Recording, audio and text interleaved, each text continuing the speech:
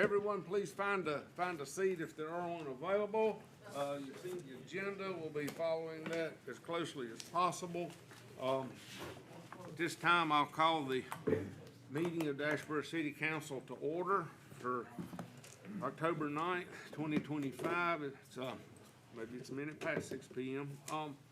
I'd like to share regrets tonight. Our beloved Mayor David Smith, while he is recovering fabulously, he is ahead of his schedule, but he's still, his immune system is still post-operative fragile, and it was best for him, doctor's orders, to stay out of large crowds, of which tonight we have. Also, Councilman Trogdon is running a fever and under the weather and was concerned he would be contagious. In abundance of caution, he is not with us tonight.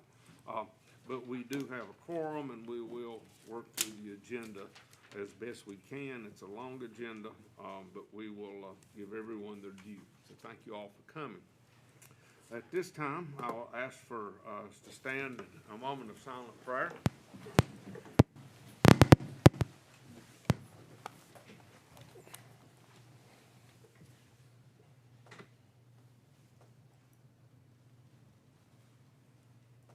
Amen. And please join me in the Pledge of Allegiance. I pledge allegiance to the flag of the United States of America and to the republic for which it stands, one nation, under God, indivisible, with liberty and justice for all. Thank you. Our first order of business, we would like to have Chief Robbie Brown please join us up front, and we will recognize and honor our retiring Master Police Officer, Leah Marie Burnett. Going up there. Come on up here, Leah. Stand here with me.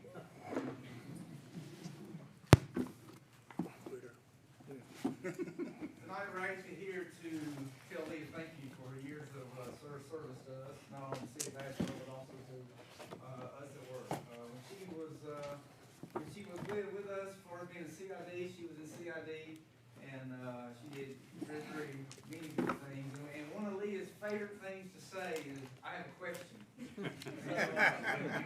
It was, she was always very humble, and if she didn't know something, she actually wanted to know. So, that was one of the things she always did. So I'm going to present, first off, just to you, as far as being, that's just a thing you can actually read later.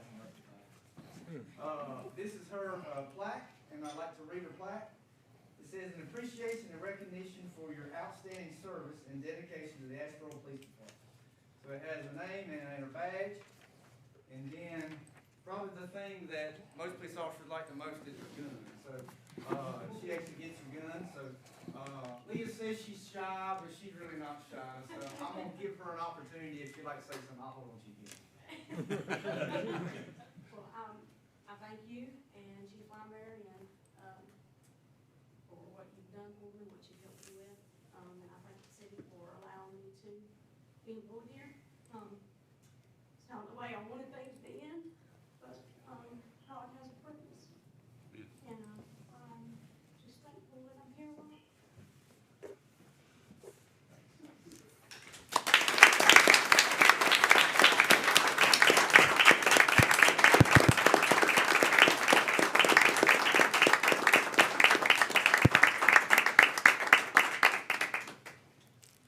Thank you so much for your years of service. Totally appreciate it. Congratulations, Leah.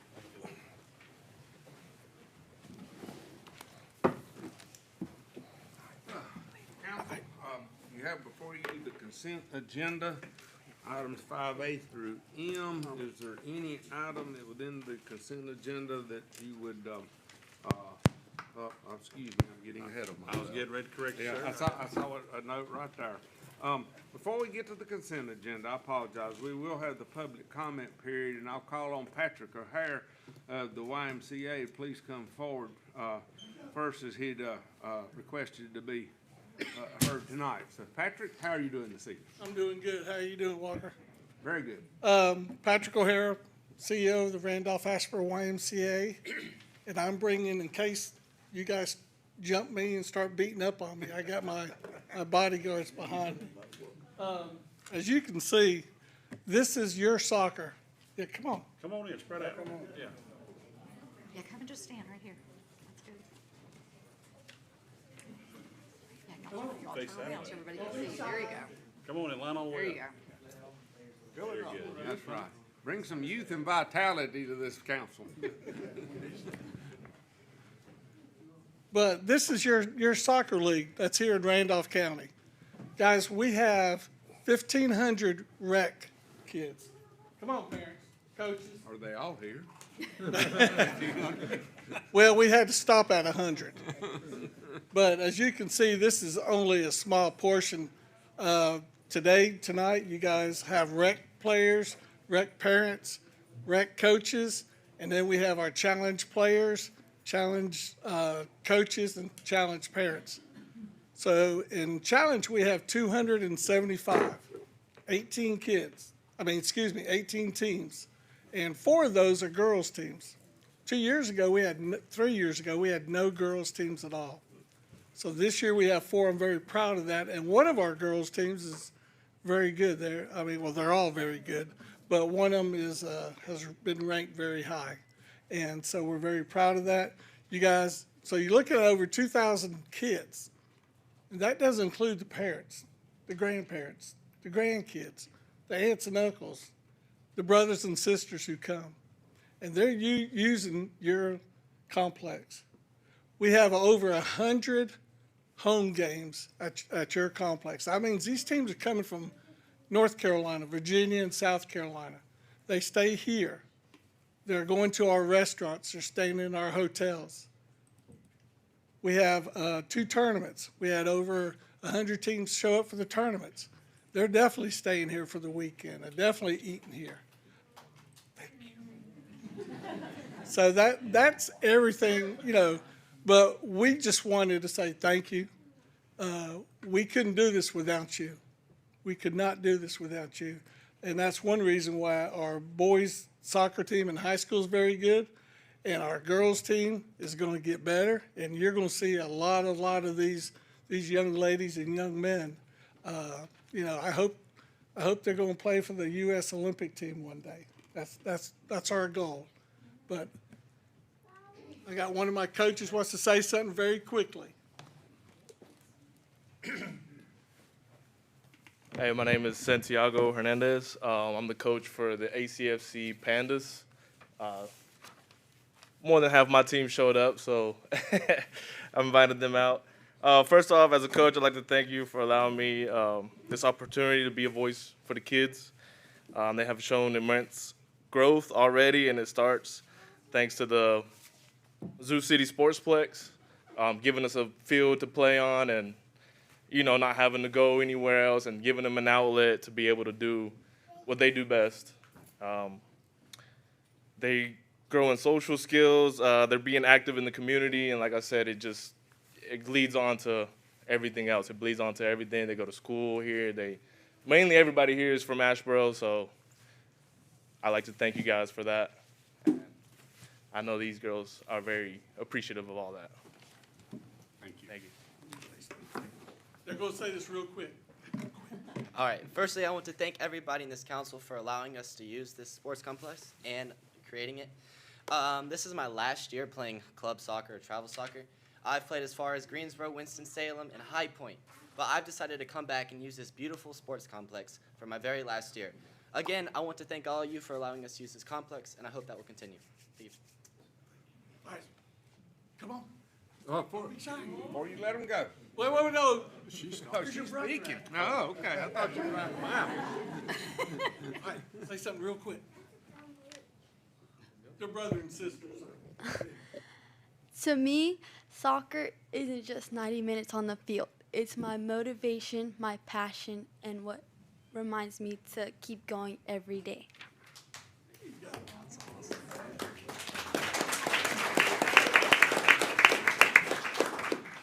I want to say thank you for letting us use the field and letting us stay late no matter what.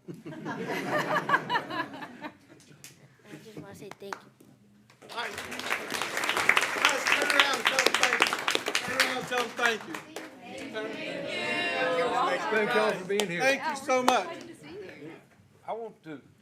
I think this is a little reverse, quite frankly. I want to thank y'all for coming to be here, to be a member of our community, to utilize this facility. It was our hope that it would be.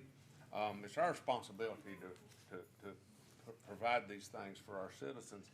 But without this group, without this participation, without these parents to support these children in these endeavors, Asheboro doesn't have a future. Y'all are the future of this whole entire community. We're just the few that's in these chairs for a short period of time. The rest of this community and the rest of this century, this is y'all. And we certainly thank you for making use of it. We're very proud to have you out there and very proud to be able to support y'all in this manner. So thank you for the parents for bringing the kids and supporting them. Thank y'all for taking the time out of your schedules to lead these youth. It's an invaluable tool for us, and we hope y'all all grow up and stay. That's the key to have retention. But thank you so much for putting this together and using this. Yeah, Joe got it together, so. All right, guys, thank you so much. Stay as late as you want. We put up the lights. Yes, sir. Thank you. Thanks, sir. Appreciate you. So nice to meet you. Thank you all so much. Thank you. Appreciate you being here. Appreciate y'all. Thank you. Thank you. Appreciate it. Go Sharks. Yeah. Thanks for being here. Better. Appreciate it. No, there is a search. That hasn't. I think I'm on the group, but we haven't done it. Oh, you can invite anybody and be private. Anybody. Thanks, sir. Appreciate you. No, he does. See you. Appreciate it. Appreciate you being here. Great to meet you. Thanks for being here.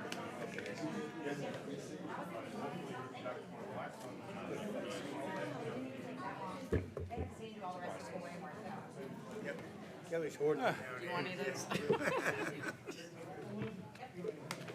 Folks, if we ever question an investment, we should quit it.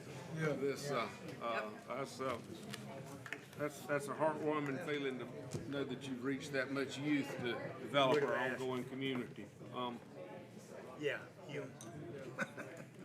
All right, at this time, we'll get back to the mundane. Next public, if there's anybody else. Well, is there any further public opinion for items not on the agenda? We will get to each and every item on the agenda. Excuse me, sir, please come on up. I'd like to say good evening to the entire council, and thank you for having me here and letting me speak. I come here.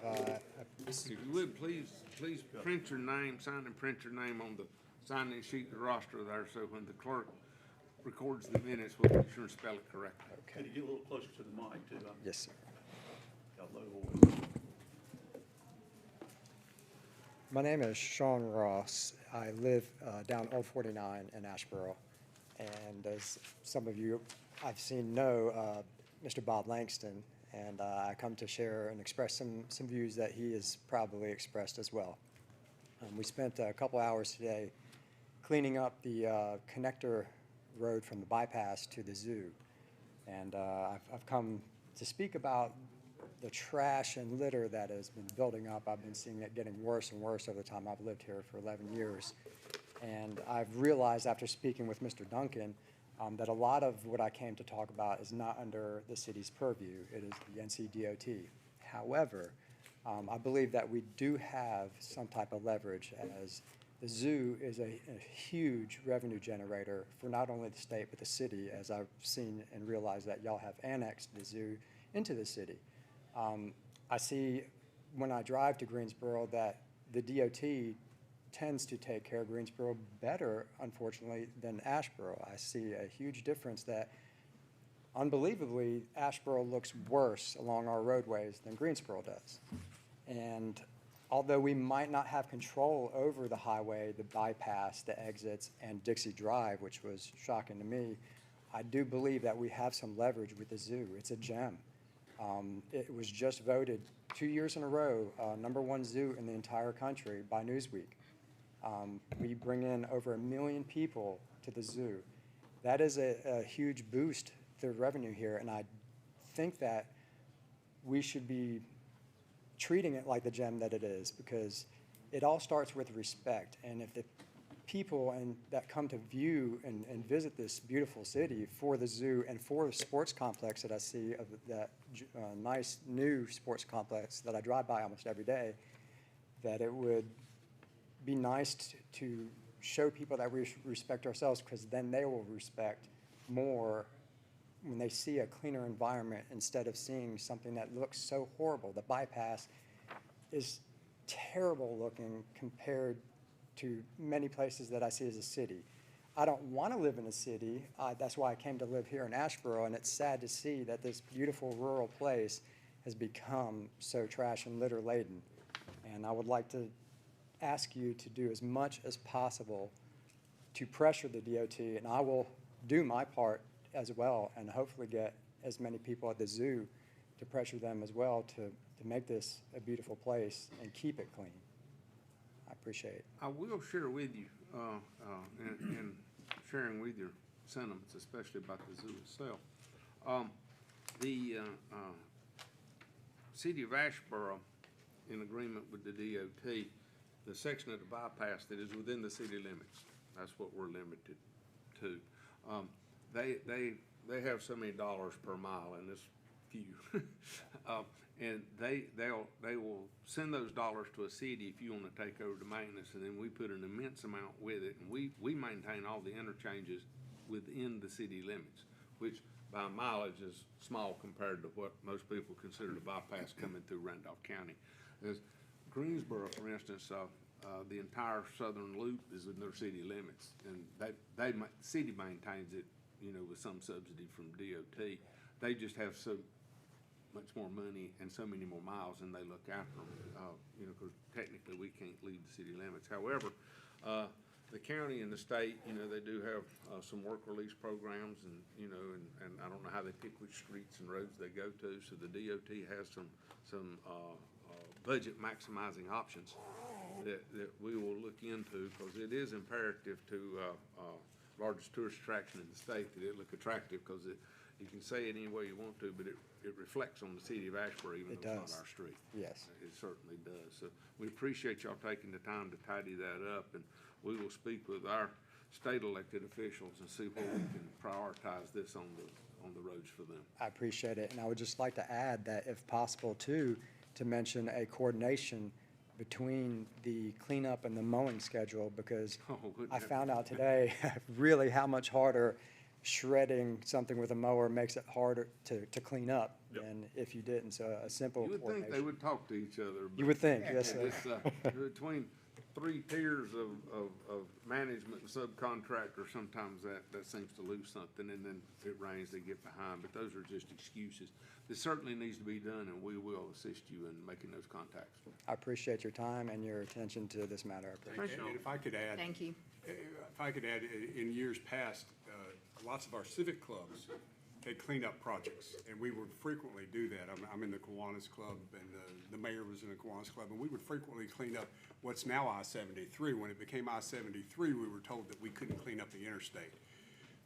But there's certainly other parts of the streets that we could be cleaning up. Unfortunately, as interest in civic clubs has waned, we have fewer and fewer people that are physically able to get out there and do it, but just fewer bodies that we have that we can throw at that. So if you're in a civic club, encourage your civic club or a scout troop or something, if it's a place where it's safe to do so.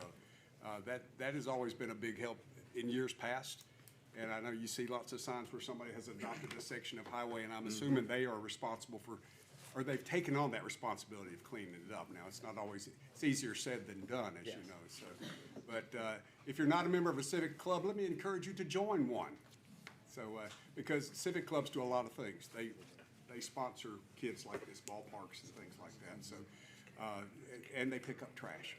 So join a civic club today. Thank you. And I won't even pitch my own civic club. You find one that you like. Yes, sir. Thank you very much. Thank you. Thank you.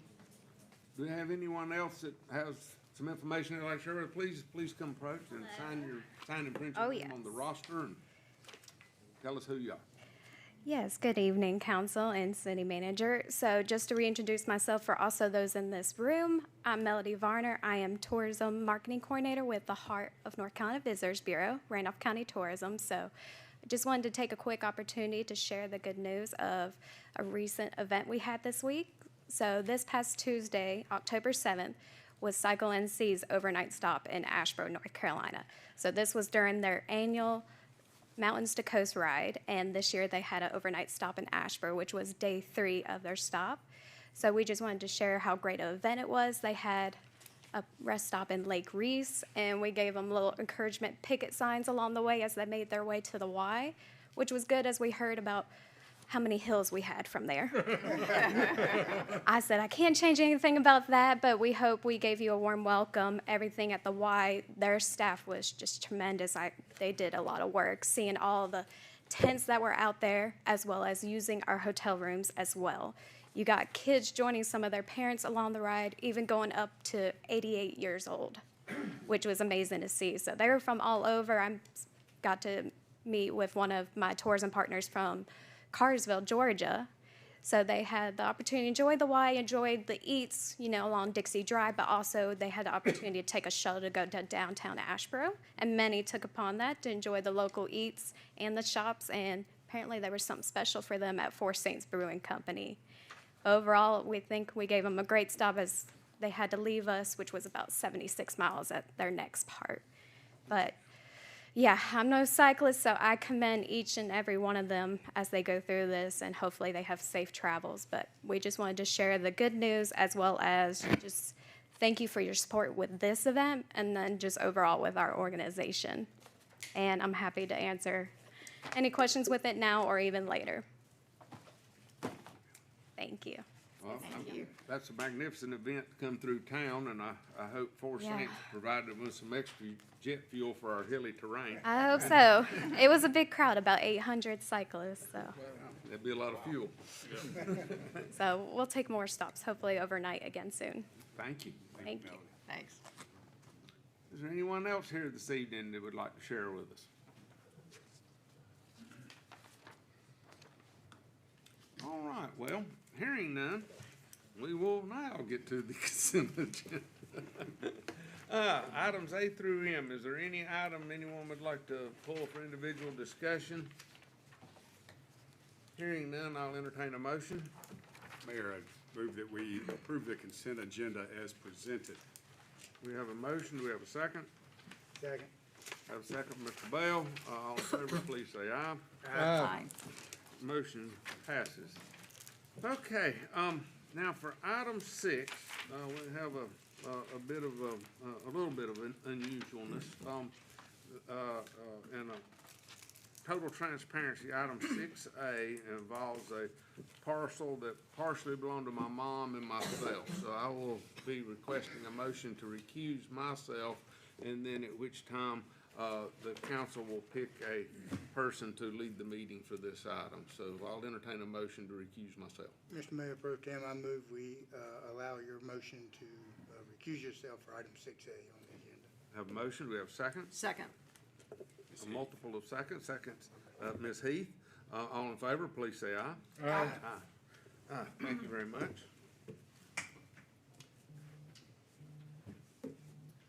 And I'll make the motion to appoint Clerk Bell to serve as presiding officer. Is there a second? I'll second that. Very good. All right, all in favor? I recuse myself from that motion. I don't think you can do that. Okay. Jeff, be okay from here? Yes, sir. Okay. Be fine. I will open the legislative hearing for case number RZ 2515 and call upon Justin Love.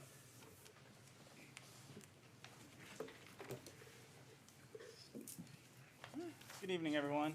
So this is rezoning 2515, rezoning property at 223 Rich Avenue from R75 and RA6 to a conditional RA6 zoning district.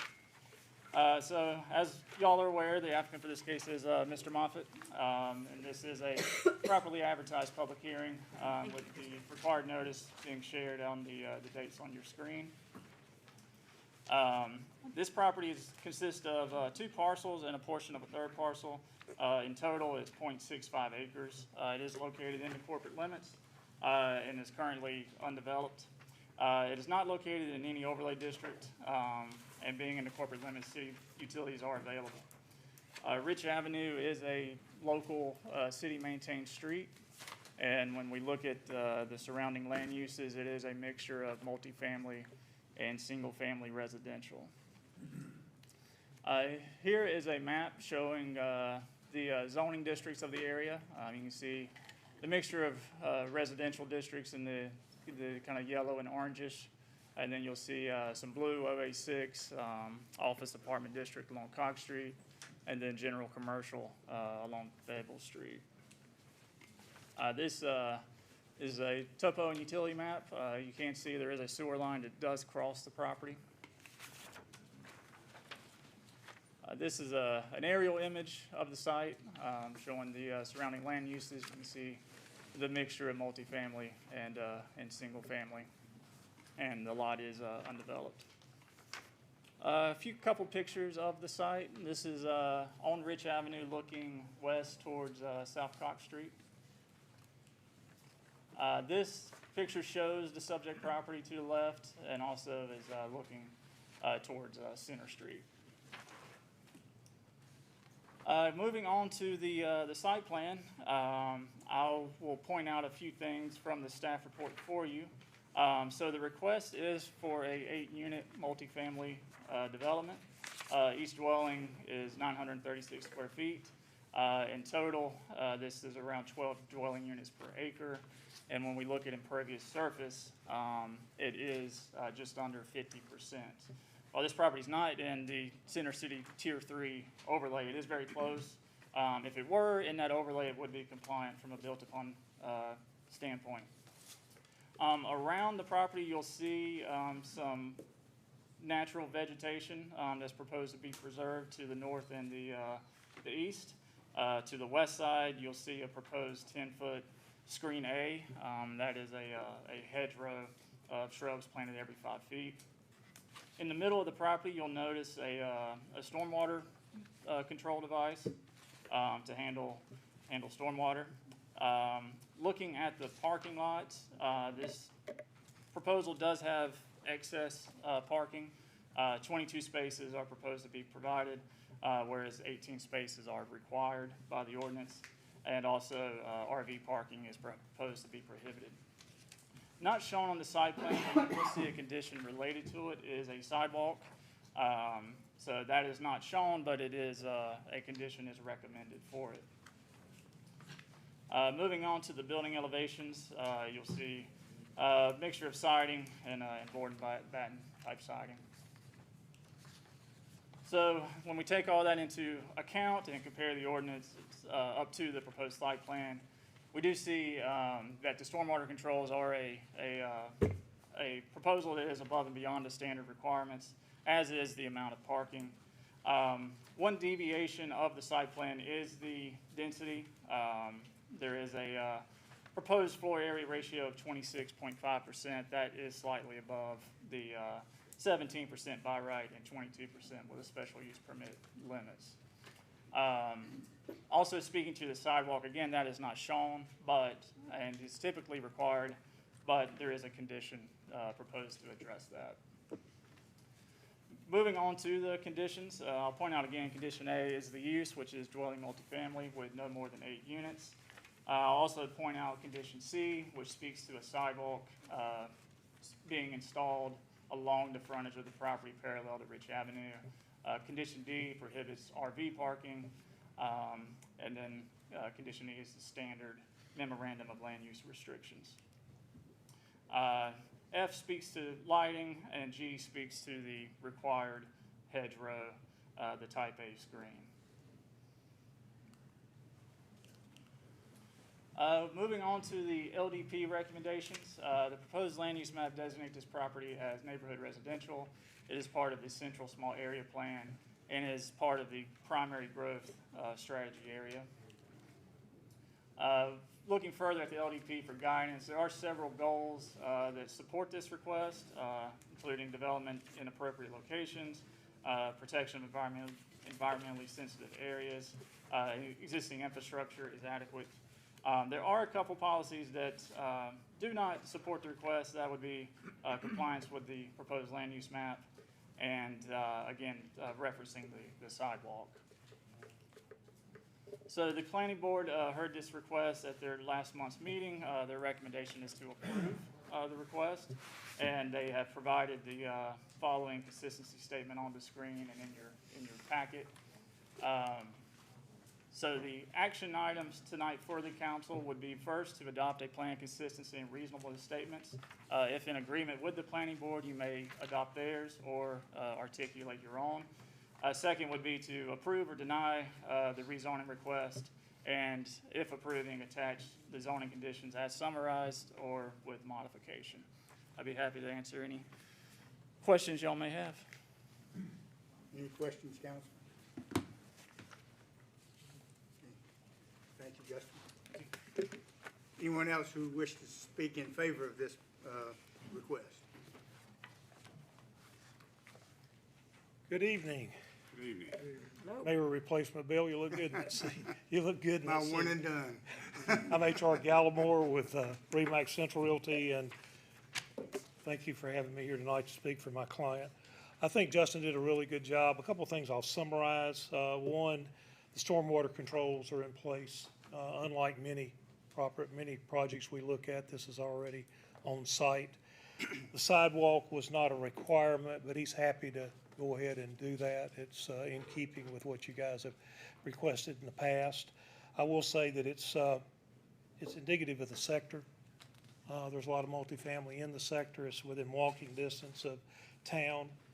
I think we've probably beat this horse to death, but we need all the family housing we can get, particularly in and close to the center city. This is just a tick different than the LDP, but things are changing rapidly, and I think it's close, really close. I would like to say he did a lot of research on this. I think you guys know Walker knows the rules. He worked real hard to put this together. I think he worked with staff hand in hand. I think it's a valid request. Should there be any questions and concerns, I'd like to reserve some time to answer those. Thank you. Any questions, council? Yes. Gallimore, I did have one. You mentioned the sidewalk as he was amenable to that. That's correct. Except That's for all other conditions. All the other by staff. conditions, that is also correct. Thank you. Any other questions, council? Anyone else who'd like to speak in favor of this request? Hearing none, is there anyone who wishes to address this, against this request? Please come forward. If you would, please, ma'am, if you would sign the book and state your name so we can get it correct on the minutes. And my name is Pam Stanley, and I'm from the nearest residence on Straight Street, right around the corner from this property. And our biggest concern was at first the water flow, which I think you guys have already addressed. But I also have a concern because we already have a speeding problem in that area, which many of the folks that have young children cannot allow them to ride or walk because we always have to be concerned about the speeders.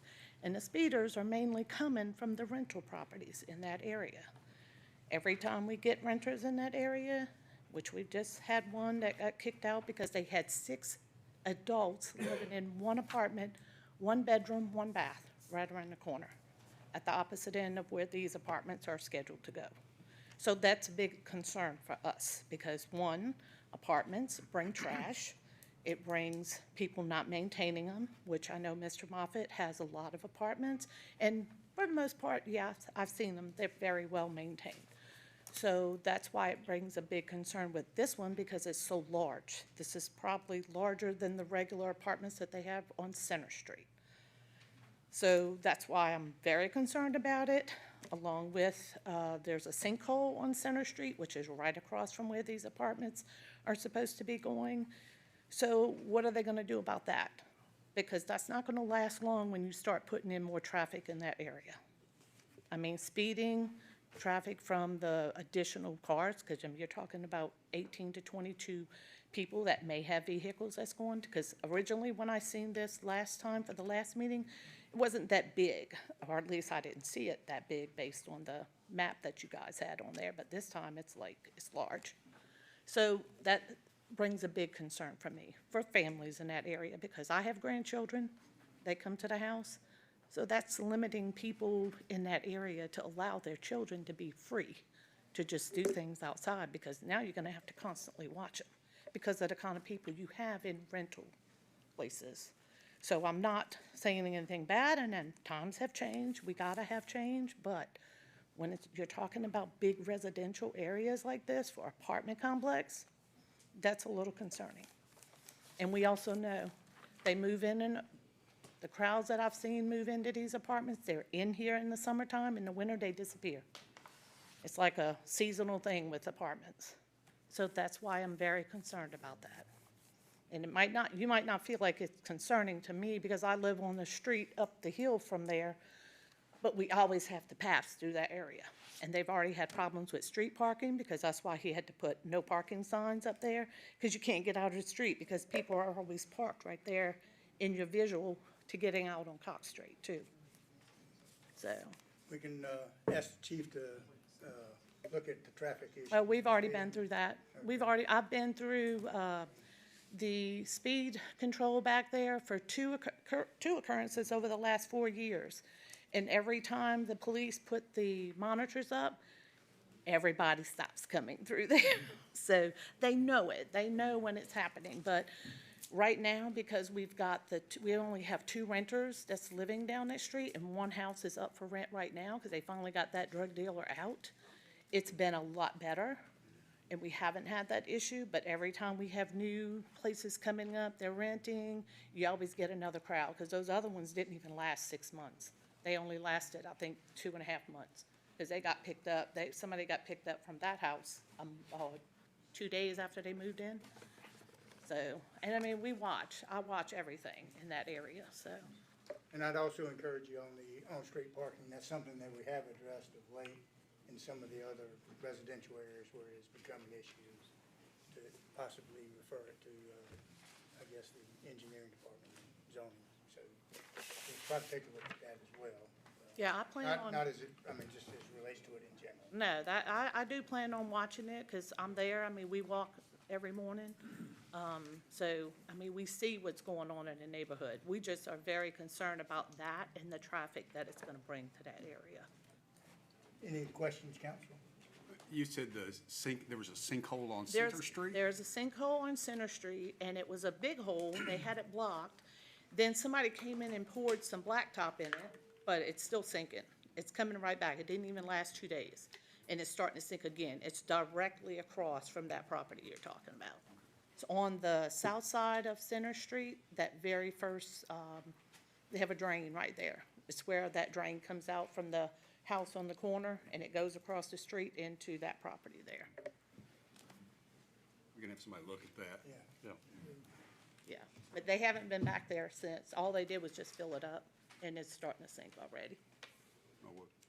We'll take a look at that. All right. Any other Appreciate it. questions, council? And, you know, we meet every month.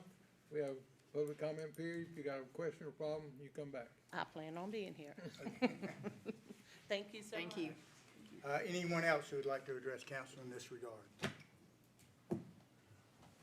I'll ask council their pleasure. I'd like to make one additional Oh. comment. I think the city has already restricted parking on the north side of Rich Avenue, just to mention that, since that was brought up about the parking concern. Thank you. Anyone else who would like to address council, either for or against this proposal? Okay, I'll ask council their pleasure. Well, I am concerned. There are a lot of apartments in that area. I think I would feel much better with 2 duplexes instead of 4 here. So, but, I mean, just a lot of apartments there.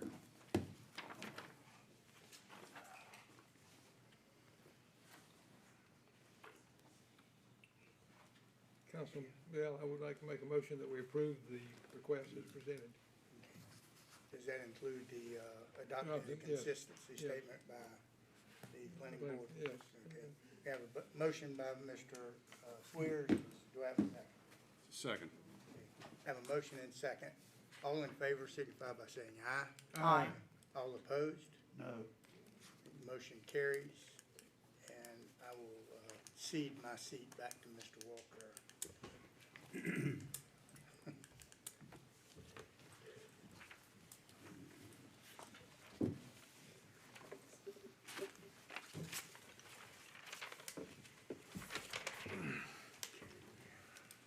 Okay, council, moving on to item 6B.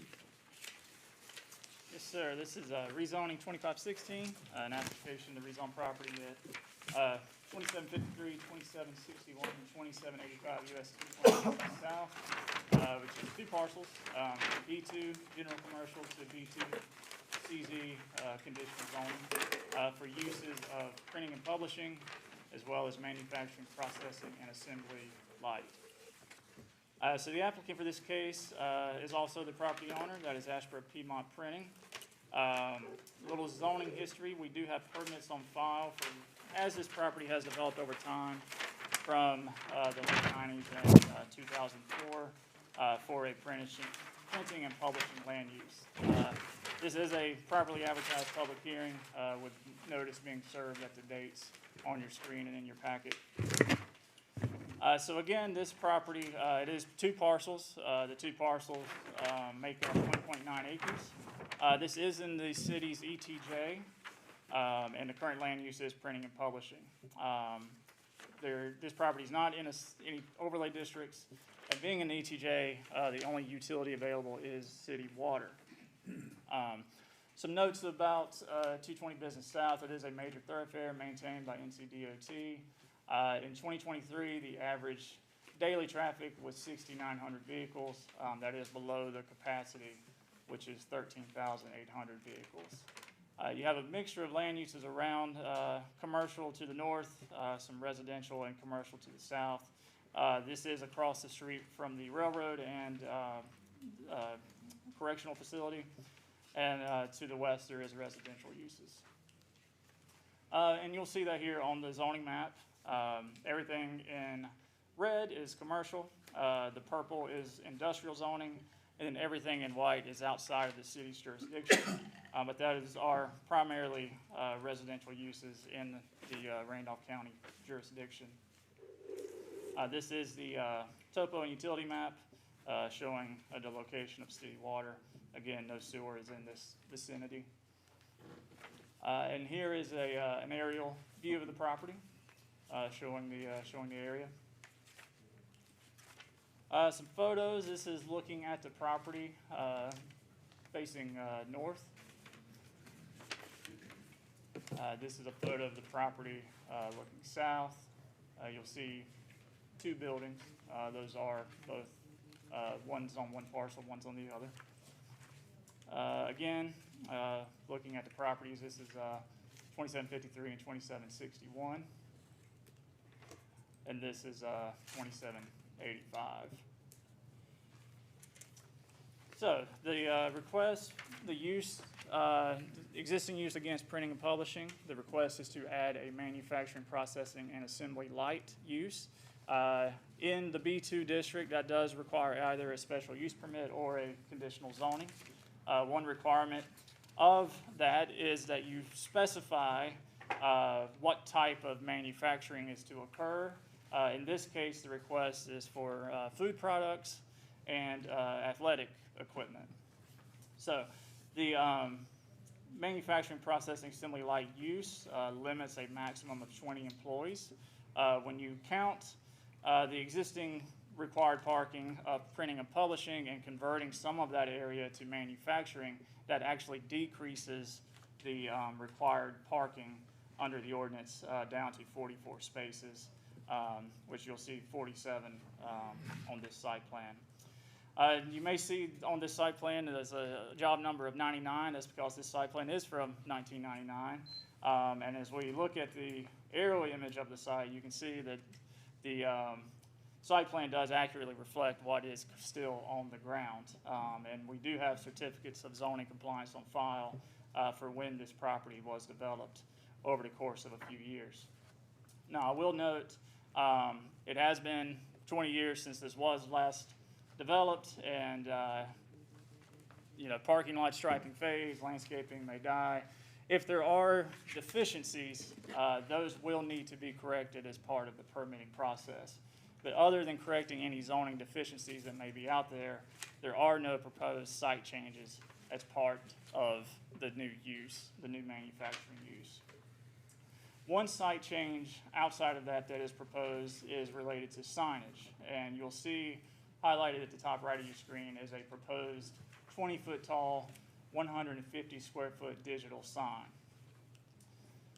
Now looking at the sign ordinance, in the B2 zoning district, the zoning ordinance authorizes on a B2 zone piece of property or parcel 2 signs per parcel.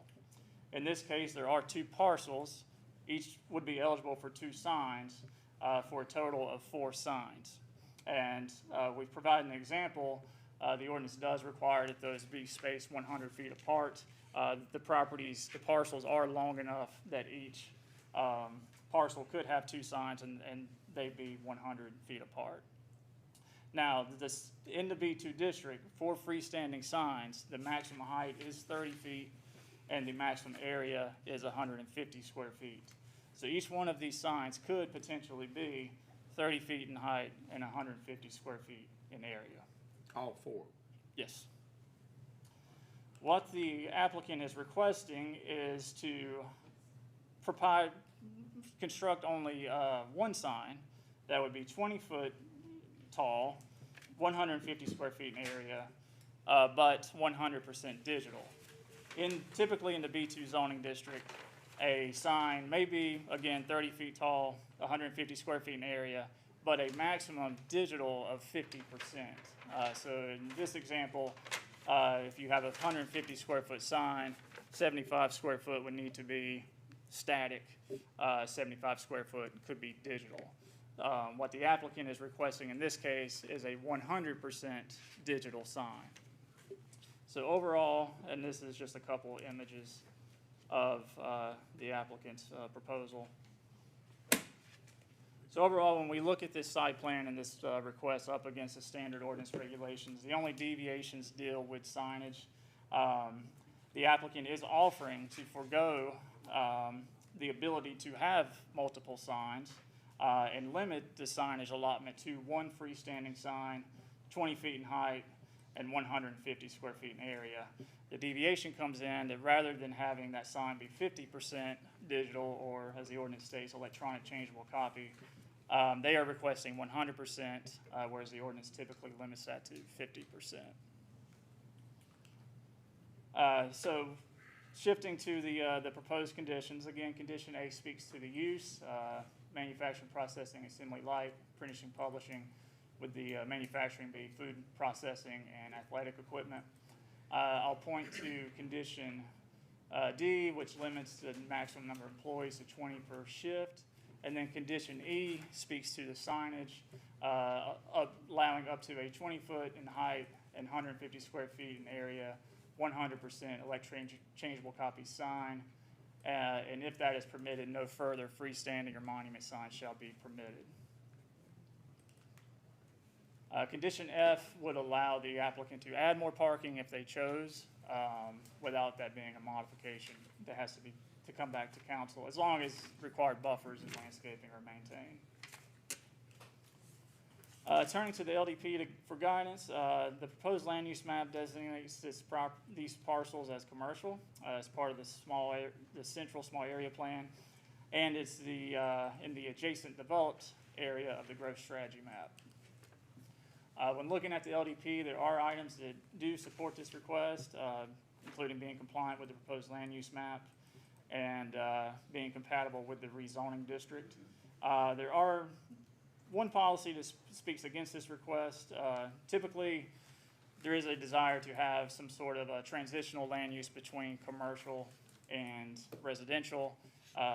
In this case, we do have commercial directly up against residential. The planning board did hear this request at their meeting last month. Their recommendation is to approve the request, and they did adopt the consistency and reasonableness statement on your screen. I'd be happy to go through that if you would like. But the action items before the council tonight, again, is to adopt a plan consistency and reasonableness statement. If in agreement with the planning board, you may adopt theirs or articulate your own. And then second would be to approve or deny the rezoning request. If approving, attaching conditions as summarized or with modification. I'd be happy to answer any questions y'all may have. Justin, couple, just jump in. I want to be sure I'm understanding the first layer of the math is easy enough to follow along, 1 versus 4. And the on the 4 signs, assume that each sign has 2 sides. Yes. Okay, and this would be the same with this. It'd be Yes, two-sided. If a person gives up the right, as it is now, for 3 signs that are due them with the conditions, 50% not there. How does the city, how does one restrict that? Is there a deed restriction goes with that? I mean, because it's 2 separate parcels, how do you give up a right for an adjacent parcel? How does that work? So the conditional zoning would cover both parcels. And then the conditions, particularly condition E here, that would run with the land. So in the event, let's say the southern parcel was conveyed off, it would still be part of the conditional zoning, and condition E would still apply. So ultimately, you could end up in a situation where the north parcel has the freestanding digital sign, and then the southern parcel would not be eligible for signage. Regardless freestanding or monument signage. Irregardless of ownership. Yes, yeah. Wall signage could still be an option, but freestanding or monument would be prohibited by that condition. The other question I had is relative to, I think we have two different types of sign. I think one of them is called an identifier, just the name of your business, if you will.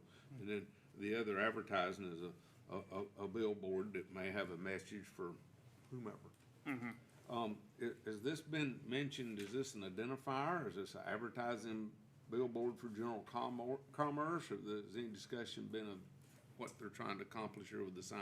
That's the question. It has been discussed. I think it would be, I would defer to the applicant to address that question. All right. But I can speak to the ordinance. The sign ordinance is content neutral. If the applicant did choose to advertise on premise or off premise or a combination, the ordinance would not regulate what is on the sign. I know, for instance, I just want to be sure we're describing this correctly. I had a property that was in the 220 overlay district, which was a little bit different set of rules. It was over 100 feet tall, and I could put the name of the company on this structure, but I couldn't put, like our product, basketballs for sale. I could say basketball company. It being 2 different things, and I just want to be sure that I'm clear. Yeah. On what's being discussed or proposed. Yes, there was a period in the past where there was a more clear distinction between on-premise advertising and off-premise advertising by the ordinance.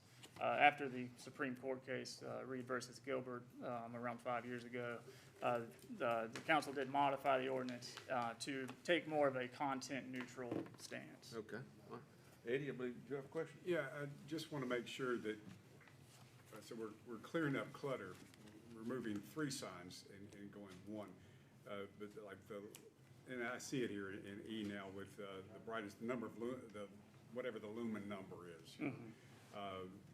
Can you tell me what those are?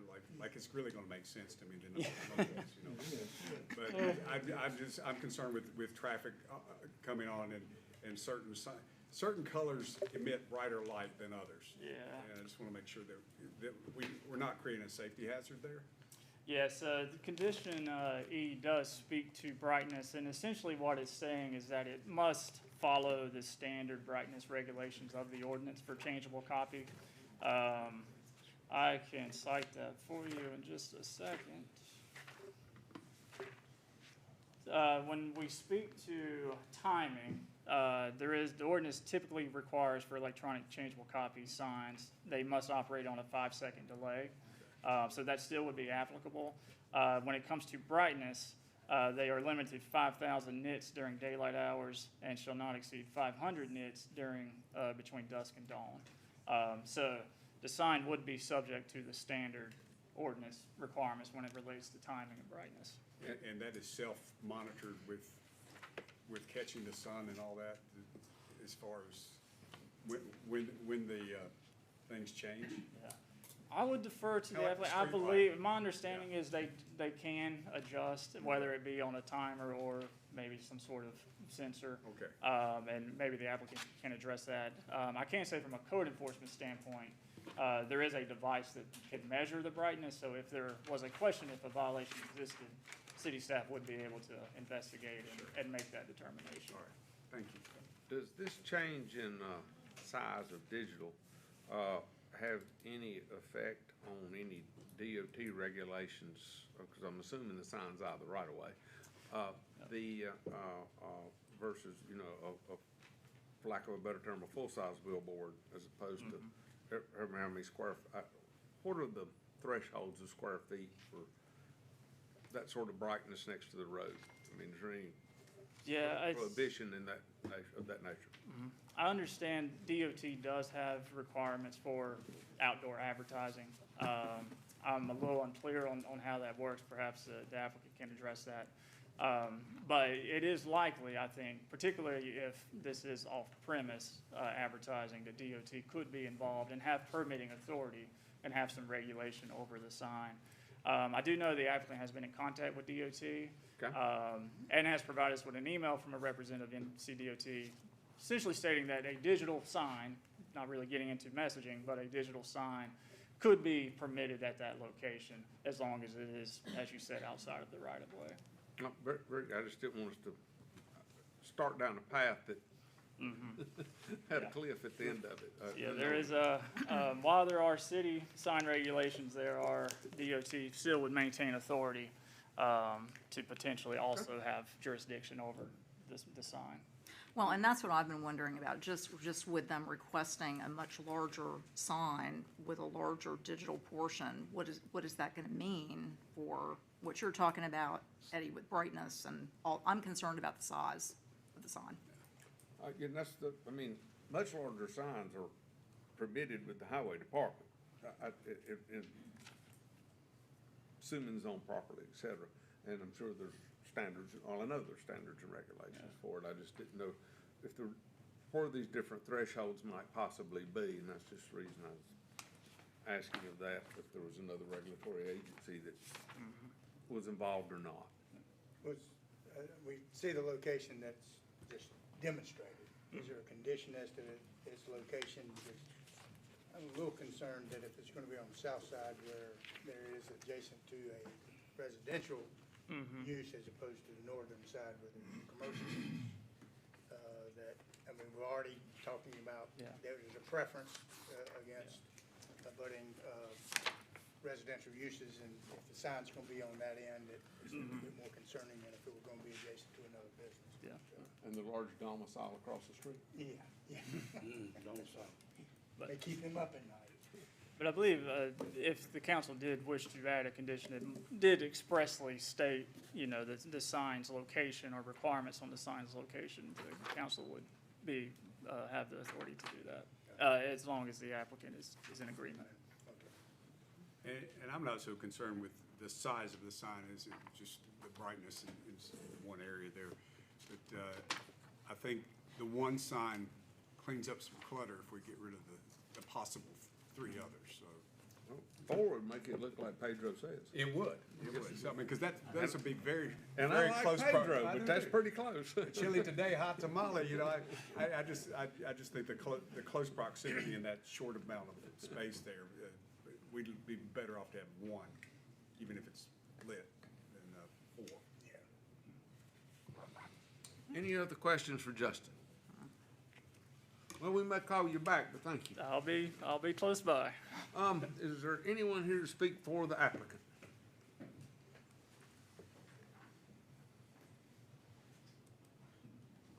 That'd be me. Thank you. Please, print and sign your name for the record, so we'll get it correct, and share with us, your thoughts on the matter. You bet. Good evening, council. There's been a lot of talk about the signage, which is important to me, but more important is the business. As you might have seen from the image, I own Good Stuff Peanut Butter. And so currently I'm in a well, started in my kitchen, now I'm in my garage, which I donated. It's a 1,500 square foot garage, which I totally gutted and repurposed it just to do this, make peanut butter. So I miss my garage, and I want my garage back. So that's one of my goals, is to get my garage. So yeah, moving that to this facility is what I need to do now, because I'm totally out of space. I need to add more equipment. Quite a bit of infrastructure investment on my part. So for that reason, I'm not interested in buying another building to do all this, because that's just added expense. And I'm definitely not gonna lease a spot, because like I said, I'm gonna have to pour in a couple of $100,000 in infrastructure investment just to get it, to where I can manufacture it. So yes, I don't wanna rent anything. So this, it's important that I can, in my own facility, I'm fortunate enough that I can make it work. So yeah, that's important there. Signage is important. I know you mentioned about brightness. 5,000 nits is the max, and this sign does have photosensors, so it's constantly adjusting. So like full sun, it's going to max out at 5,000, and as it sets or gets into night, it changes. So yeah, it's totally self-adjusting. But the being able to move my business is the main thing. But I wanted the changeable sign rather than just having a static sign that's just what it is, static. I'd like to be able to have changeable messages about our product, our peanut butter. I also have 4 other businesses in that same facility, and they have 0 signage right now. I mean, they're not represented at all with any kind of signage, so you don't even know they're there. So that's important, and this sign will let me do that as well. So if you've got any questions about the fine art of peanut butter making, I will be happy to answer. It's tasty, that's all I'm. Yeah, well, that's glad to hear that. Yeah, photosensors is the word that was escaping me. Photosensors, that's right. I was going to blurt it out from the back, but I didn't. So, yeah, we're happy that you're moving that your business is growing and that you have the need to expand. Yes. Well, we get complaints about signs, so we have to ask. Yeah, I understand. Yeah. Now, I do have the option, which I've looked into pretty extensively, just having a processor out of Pennsylvania, which they could make my product. And actually, I've already sent them all my recipes and everything, and gotten quotes and everything. But I really don't want to go that route. That's not my game plan. I really like to keep it here and have more control over the product. When it's in Pennsylvania, I get what I get, So, I don't like that idea. So that's it's kind of it in a nutshell. Do you anticipate the sign you're talking about? I know it's a changeable sign. Do you anticipate using it to advertise your other businesses? You said they don't have any signage or anything Yes. now. So you are anticipating Yes. a changeable sign. It's not going to be static peanut butter all the time. It will No, be, that would get kind of boring even to me. okay. So, but yeah, but for the peanut butter party would be, maybe listing a new retailer in town, because I have like 40-some retail locations, Asheboro, Thomasville, Lexington, High Point, and we're adding new ones. So we can promote other businesses that sell our product and any seasonal things that we do pertaining to the product, special flavors, that sort of thing. So just, it's a way to keep it fresh, so to speak. Making jelly's not one of your other 4 businesses in there? No, our bread, no, neither one of those. You gotta bring your own bread. Yeah, okay. Yeah. So, Are you gonna use a lot of water in making? actually, just what you would use to like wash up, clean up, do wash up stuff, but in the process itself, no, there's no water at all used in making it. All right. Any further questions for the applicant? All right, well, thank you for the presentation. Thank you all very much. Is there anyone else in the audience to speak for the application? At this time, I'll ask, is there anyone in the audience to speak against the application? Well, at this time, I'll ask I will say this, signs are always a hot button. You know, just too much, too little, and I'll say this, I hate going to Hilton Head worse than any place in the world. I can't ever find anything with Google Map. I mean, the sign's made to be this tall to this tall bush. I mean, you just stumble onto it. So I get the need for identification, so. Mr. Chair, I don't think we asked the applicant if the proposed conditions were amenable to them. We have none? Are all the conditions that were proposed by staff in the applicant, are they amenable to you? Yes, sir, they are. Okay. Yeah, the four sign thing, yeah, I'm totally good with that as well. So, yeah. Well, armed with that, what are the wishes of the council? Can I just make one comment? Certainly. So just want to go on the record. I love peanut butter. Love peanut butter. Very happy that you want to put your business in Asheboro. But we have ordinance standards for a reason. And so the sign is the reason why I'm going to vote the way that I'm going to vote. Okay.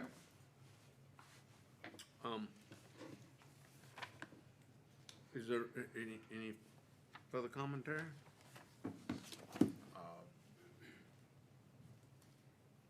Does anyone have a motion for us? Mr. Chair, I move we adopt a consistency statement and reasonableness provided by staff and approve the conditional zoning with the attached zoning conditions amenable to, proposed and amenable to the applicant. We have a motion from Mr. Bell. Do we have a second? Second. Second from Mr. Burks. All in favor, please say aye. Aye. Ms. Heath, I do agree with you. I just went with the 3-to-1 ratio. I don't know. That's, I get your point. It's a, Yeah.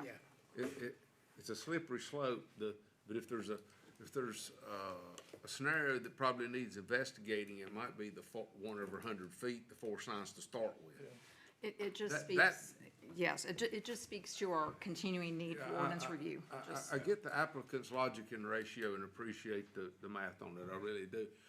I'm just shocked that was available for to start with. I was expecting that to be more monument regulated, et cetera. However, that's where we find ourselves. So maybe, John, we might want to take a look at, we think that's a little extensive to start with, so. And I'll say nay, So we don't find ourselves. officially. there. Nay. Anyway, it's just a thought. Have I communicated to staff appropriately? Yeah. Thank All right, thank you. All right, well, that matter being behind us, let's see.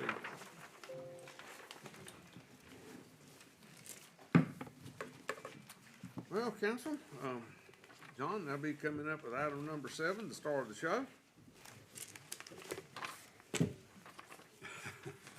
Thank you, Mr. Mayor Pro Tem, and Mr. Luck is passing out the site plans for this case now.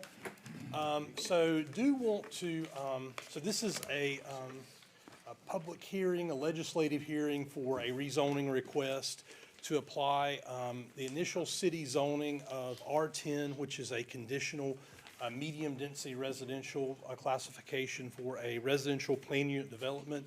This is for property located along Gold Hill Road on the west, just to the west of Gold Hill Road and to the east of Windsor Trail. Yes, sir, I'm sorry. No, I apologize for interrupting, but given the unusual nature of this, I'd like for you to explain both to myself and the audience. I feel like it's a taste unusual in the land that we're fixing to look at is currently not in the city of Asheboro, the city limits. Correct. It is also currently not in our ETJ. Correct. So it's the proper order by procedure, but it's a little backwards. We're gonna hear about the development, and then at that time, you'll have us address the potential annexation, then we go back to the development? Yes, sir, that's essentially correct. Just to kind of run through the process, so. Yes, because I want to be sure, I know, and I especially want to be sure the audience knows. Right, absolutely. So the first step in this process will be, we will present the staff analysis of the request, the staff and planning board recommendations, and a summary of the rezoning request. And then the applicant will be invited to speak on the zoning application. Then any others in attendance will be invited to speak on the zoning application. And they may address the zoning application as well as some general annexation procedures. And I'll get to that when we get to number 6 as well. Then the public hearing will be continued as far as the deliberation. Decision will not be made on the zoning hearing at that time. And then, so we would recommend that be continued until the annexation item comes on the agenda, which is following 2 additional zoning cases that we have grouped together with this zoning and the other zoning cases. And then the city engineer will present the petition for the annexation. That is on item 8 of the agenda. And at that time, the petitioner, as well as any residents living within the city, they may speak on the annexation request. Then, after the annexation is presented, then council will be asked to vote on the annexation request. That is to place the property within the city's jurisdiction, since there's a transfer of jurisdiction from the county jurisdiction to the city jurisdiction. If the property is annexed, then the council will reconvene the question of acting on the zoning application. And the reason of those cumbersome, seemingly out of order acts is we have no authority to zone property that's not in our jurisdiction. That is correct. It's a procedural requirement that be in, yes, sir. But we want to hear a little bit about the proposed use before we even decide we want to take it. So I presume it's kind of the premise here. So yes, sir. It strikes me as a little odd and backwards, but then again, I didn't write state law, so which is probably a good thing. But I just wanted, it's kind of like we're going to get a preview and then we're going to get a break and do a little something else, and then we're going to come back to it and then go from there. Correct, but there will be opportunities for people to speak at each of those. That's right. So it won't be over till it's over, but that's what the audience can expect. Yes, sir. Two-part deal. Very good. Thanks. Yes, sir. So I will just go through the summary introducing the case, and the applicant in this case is Fenindra Canera with the property owner of K Square Gold Hill LLC. The existing zoning designation is Randolph County Residential Zoning, RR, Residential Restricted. The proposed zoning is R10, Residential Medium Density Conditional Zoning. As far as notification on the property, that was mailed by the applicant. It was also, notification letters were mailed by city staff on September 23rd. Notice has been published in the newspaper twice, and there have been signs posted on the property on Windsor Trail and Gold Hill Road. So those do meet the notification requirements. John? Yes, Can ma'am. I ask a question about Sure. the county zoning? Okay. So right now, as it's zoned. Right. What could go there? So that, as I understand it, the residential exclusive is primarily single-family dwellings. And so in this case, that is what's being requested, is single-family dwellings as well. So the existing county zoning is not RA, it's just R. right, residential restricted, so. Got it. Yes, sir. So, and the property is currently undeveloped. There's about a little more than 75 acres that's included in the parcel. As far as infrastructure, we'll see that on the map. There is city water along Windsor Trail. Closest sewer is on the intersection of Windsor Trail and Snowden Court. That's just under 1,000 feet to the west of the property. In terms of transportation, Windsor Trail is considered a local street. Gold Hill Road is considered a minor thoroughfare. Both are maintained by NC Department of Transportation. We do have some traffic count data along Gold Hill Road. As of 2023, there was an average daily traffic volume of 3,600 vehicles per day. The road is designed for a capacity of 13,100 vehicles per day, according to DOT specs. East Aldridge Street, which is the road if you're coming in from Windsor Trail, That has a number of vehicles at 850 per day, and its capacity is 9,500 vehicles per day. So the parcel itself is parcel A. It's outlined in blue, about in the middle of the screen there. And you do see the adjoining properties that are identified as well. So those were the properties that received notification from staff concerning this request. So in terms of the utilities, as I mentioned, the sewer, it runs along Windsor Trail, but it stops at Snowden, or actually stops at Snowden Court. It runs more along Snowden Court and to the north of Windsor Trail, rather. And then there is city water that runs along Windsor Trail that goes into the subject property. In terms of topography, it is a rolling piece of land. There are some steeper areas on the far western side. It does get more level toward the center of the property and towards Gold Hill Road. So the aerial map shows you some of the surrounding land uses, which are primarily residential in this area. This shows you another view of the property looking out Gold Hill Road and to East Allred Street. You see typically low to medium density residential, primarily single family in this area. So this is a view looking from the ground. If you're looking into the property from Windsor Trail, this is about the end of where the pavement is along that roadway. The property would be just ahead of where the roadway ends. And then this would be looking in the opposite direction if you're looking back behind the property from looking towards Allred Street, East Allred Street. John, Yes, is sir. that property in front of that road in front of the house, is that a DOT road or is that along the house there? Right. So from the plat that we have seen, DOT maintenance does go up just about to where the driveway is. According to a plat we have seen that's recorded for the property from a surveyor to the right. So. To the driveway? Yes, sir, just about to that point. According to what we've Go back to that picture. I want to be sure I'm understanding. Sure. What I'm looking at. Is that particular mailbox relative to the absolute last house that the road? I'm trying to determine if that house and driveway is a picture of this house on this plat. Yes, sir. Yes, it is. Okay, that's what we want to, thank you. Yes, sir. I understand now. So this would be looking towards East Allred Street. Windsor Trail is about 20 feet wide. There are some sections that, as you're measuring it, that are about 18 feet with some gravel underneath, just looking at the roadway. This is looking north on Gold Hill Road. The property would be off to the left.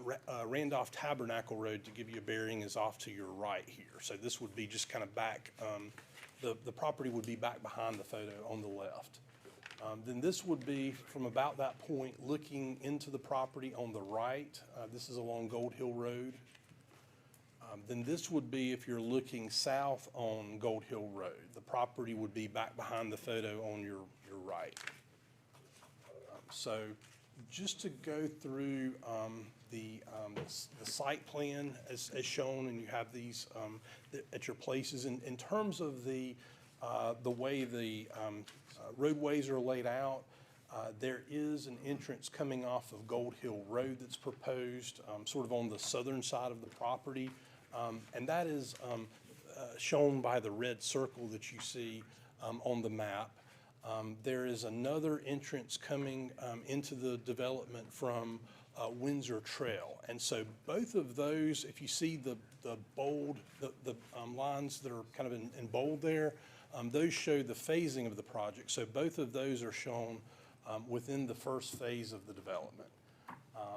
There are also, if you look on the southern side of the property, or southwestern side and the northern side of the property, you have two stub outs for the potential for future development. If those properties were to develop to give some additional connectivity there. That would eventually lead out to Gold Hill Road to the south, and then the property to the north connects back up to East Allred Street. So just to kind of go through some other components of the site plan, if you're coming into the development from Windsor Trail, there is at that point a 100-foot wide buffer that's shown that's contiguous to the very last home on the left. That is labeled on your plan as the Dillian property. So that runs along most of that property boundary. Then there is a stormwater feature that's shown. This is really at a conceptual level here on this plan, but that's shown on the western side of the property. There is a note about a fence shown around that if there is a wet detention pond that's proposed. I will just mention that in staff's review with different departments, we did express a preference for something other than a wet detention pond if possible, such as a rain garden or sand filter, something that could be a landscape feature that wouldn't require that fence as far as for safety concerns. It would just be a landscape feature. And then also on the western side of the property, where you see the area in green there, it's labeled former recreation area removed. That was previously a recreation area shown, but due to some input from the surrounding neighborhood at the planning board meeting back in September, that was removed by the applicant. So there is a little bit more additional buffering there. And there is recreation space on the eastern side of the property off of Gold Hill Road. I will say that the recreation area that's shown does meet the requirements for the amount of recreation area that is proposed per the ordinance.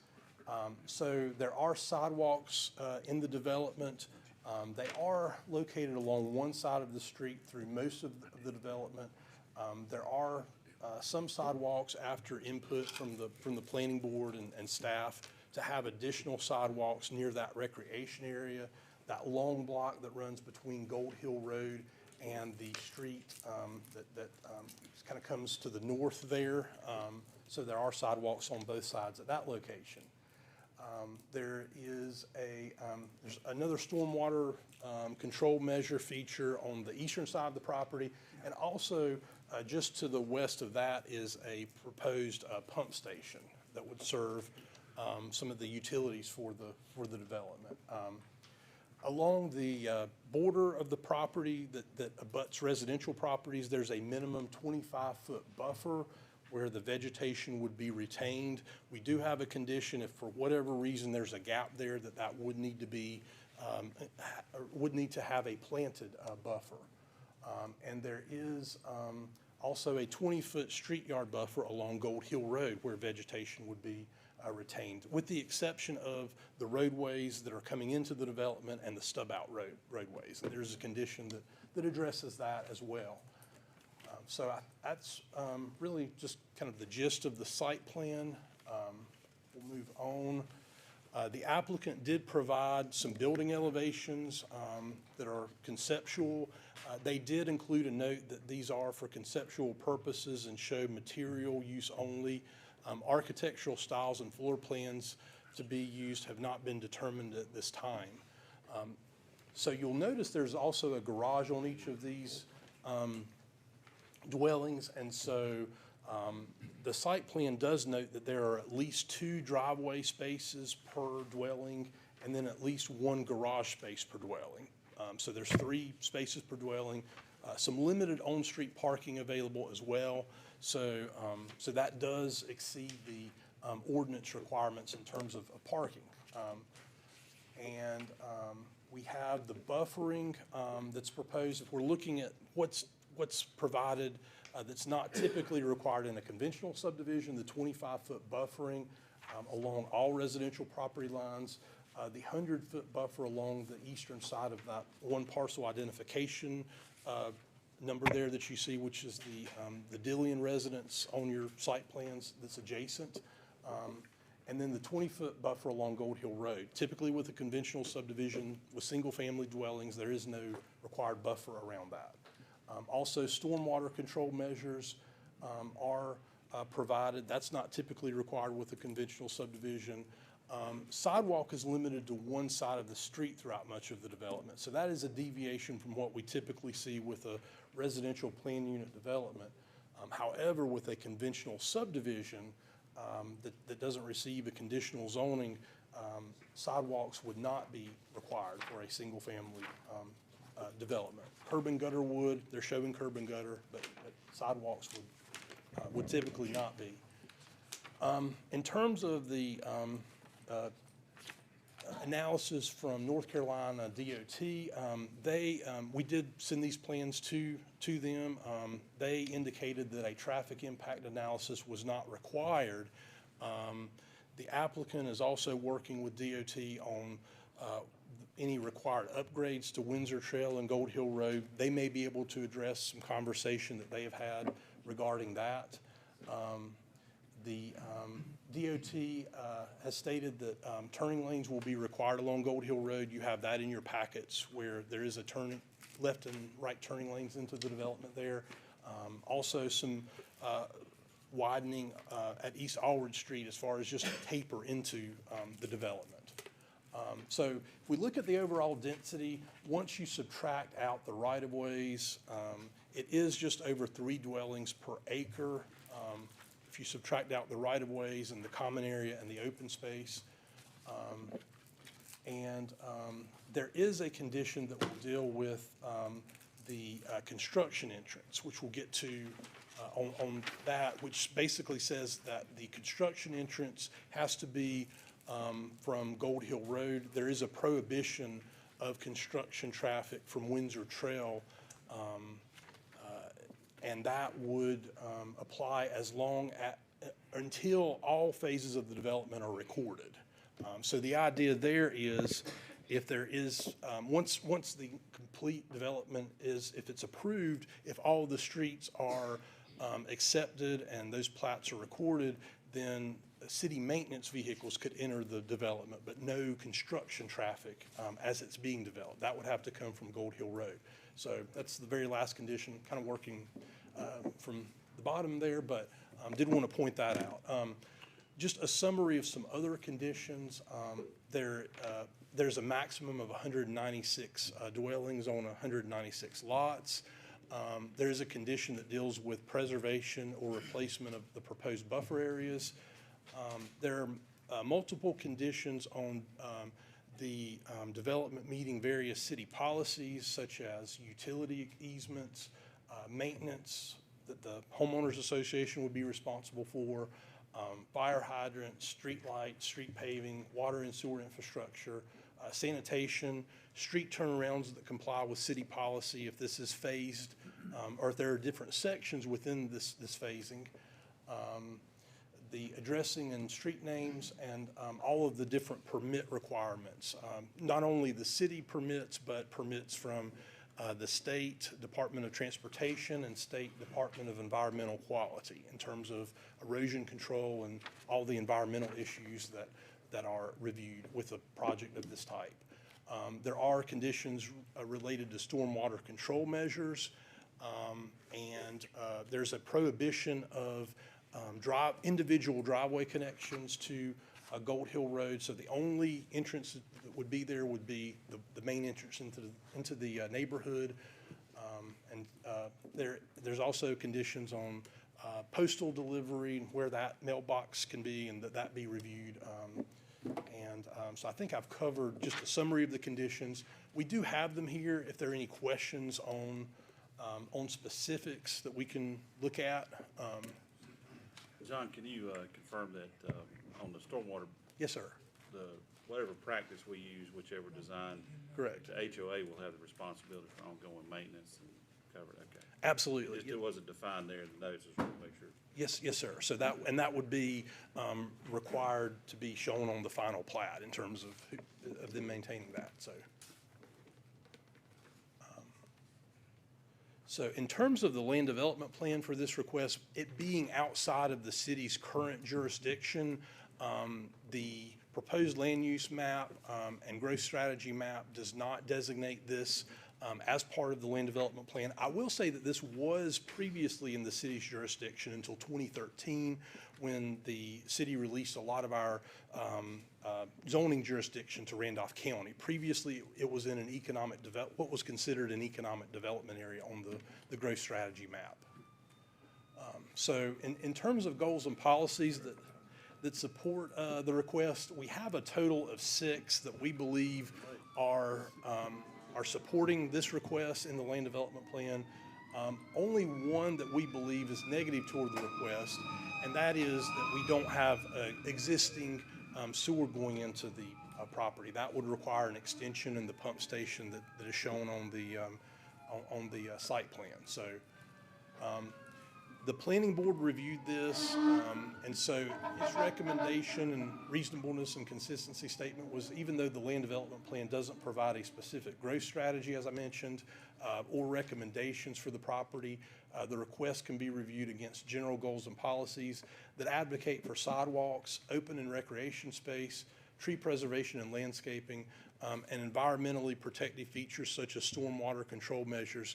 And it is important to point out that those may not be required in a conventional subdivision. So those are extra protections to the surrounding properties that wouldn't be normally required. The request achieves many of these goals, and given the size and topography of the property, the benefit to the property owner, protections to the neighboring properties that would not be required with a conventional subdivision, and the provision of additional housing, plus the ability of the conditional zoning process and the conditions that go from letter A to W that you had in your reports. We believe that all of those help ensure that there are important design elements provided and help achieve city-adopted goals and policies. And those factors, in staff's opinion and the planning board's opinion, make the request reasonable.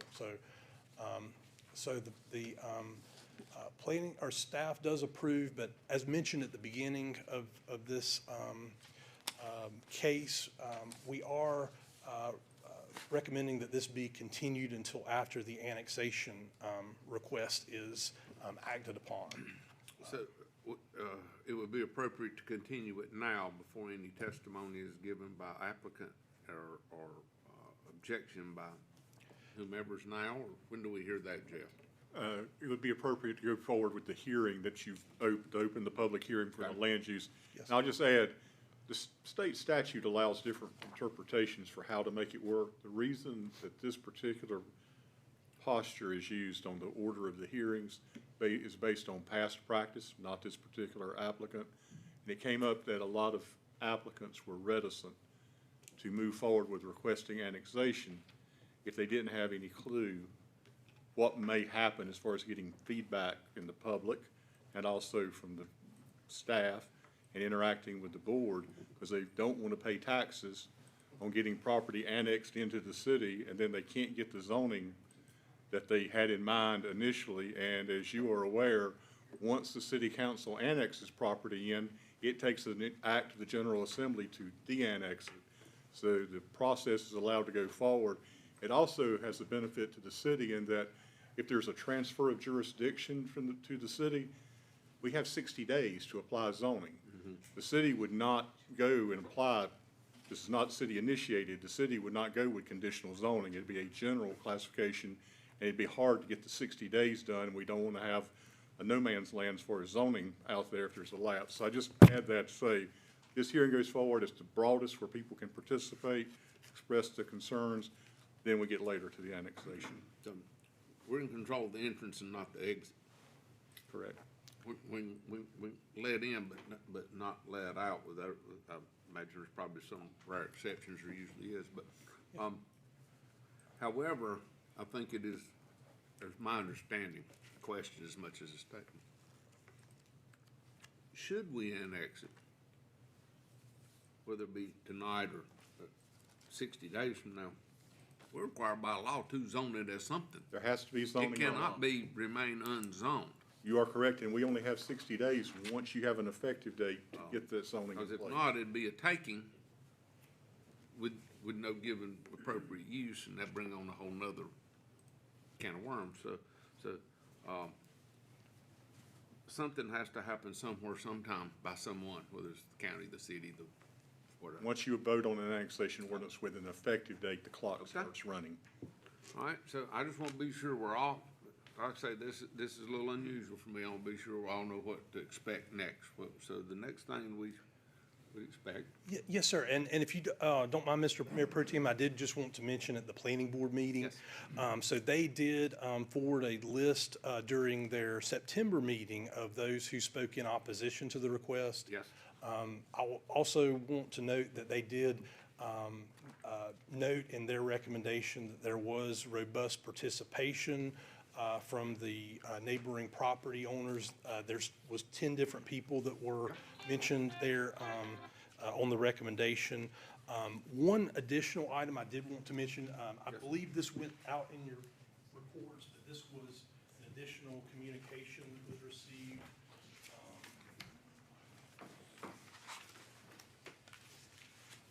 Yeah, the one from Lloyd Hammond.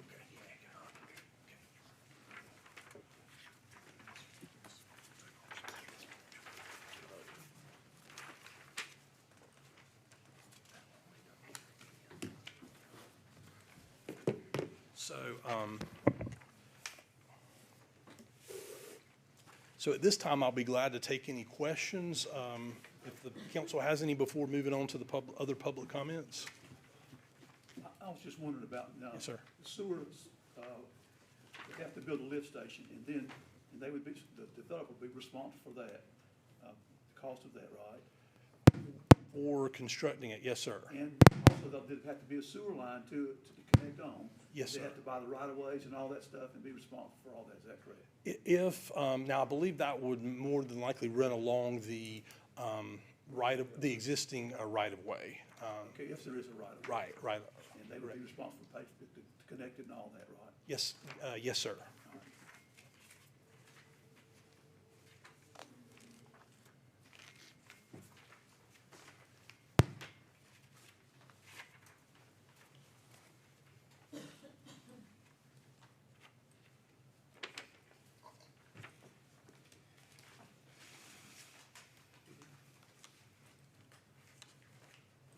Any other questions? Well, Lloyd's got a firm, as always, a firm grasp on reality. Any other questions for John of a staff-related technical matter? Not at this point. Not at this point? Not at this point? Okay. Thank you, John, and be sure I'm following along. Jeff, at this time, we want to hear from the applicant. Correct. Yes, sir. Yes, sir. If we could please hear from the applicant to discuss his proposal. Good evening, council.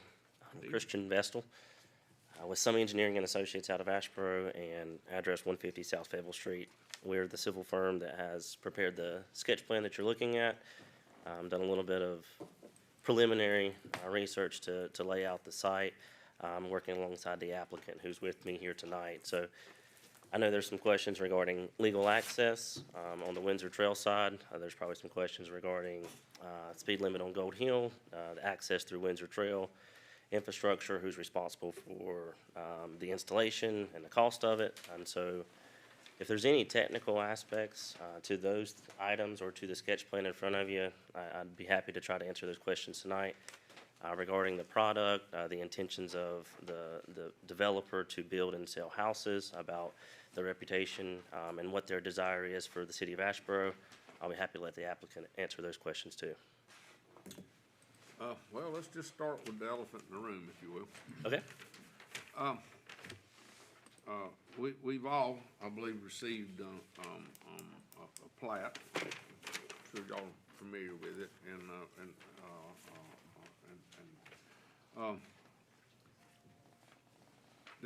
they have a showing, and I want to be sure I'm not speaking out of turn here. So Jeff, if I say something that is, I'm not interpreting this as proper in terms of land recordation, help me. There is a right-of-way for Windsor Trail, a public right-of-way that goes roughly 96 feet into this tract of land. Then there is according to this plat, a rectangle shape of piece of property of about 300, nearly 400ths of an acre, roughly 40 foot square, 40 by 40. That is for the purpose to have access to a single-family dwelling on 1.695 acres referenced as tract 1. Have you seen this? Looking at it right here. Okay, all right, I just want to be sure I look at the same thing. Now, according to this recorded plat, from what we see, and I'm asking questions, I'm not trying to give testimony certainly, but I want us all to understand what the misunderstanding, contention, actual use is or isn't. The rectangle is to serve that single house, and that single house is the only one that has access and authority to use that little rectangle called the easement. And it abuts the right of way. It doesn't overlap it, it abuts it. Okay, now, just by this plat, easement is just a use of land on a piece of property.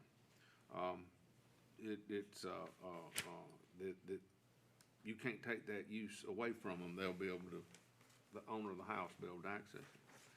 Now, my understanding is the owner of the house has submitted a document to us that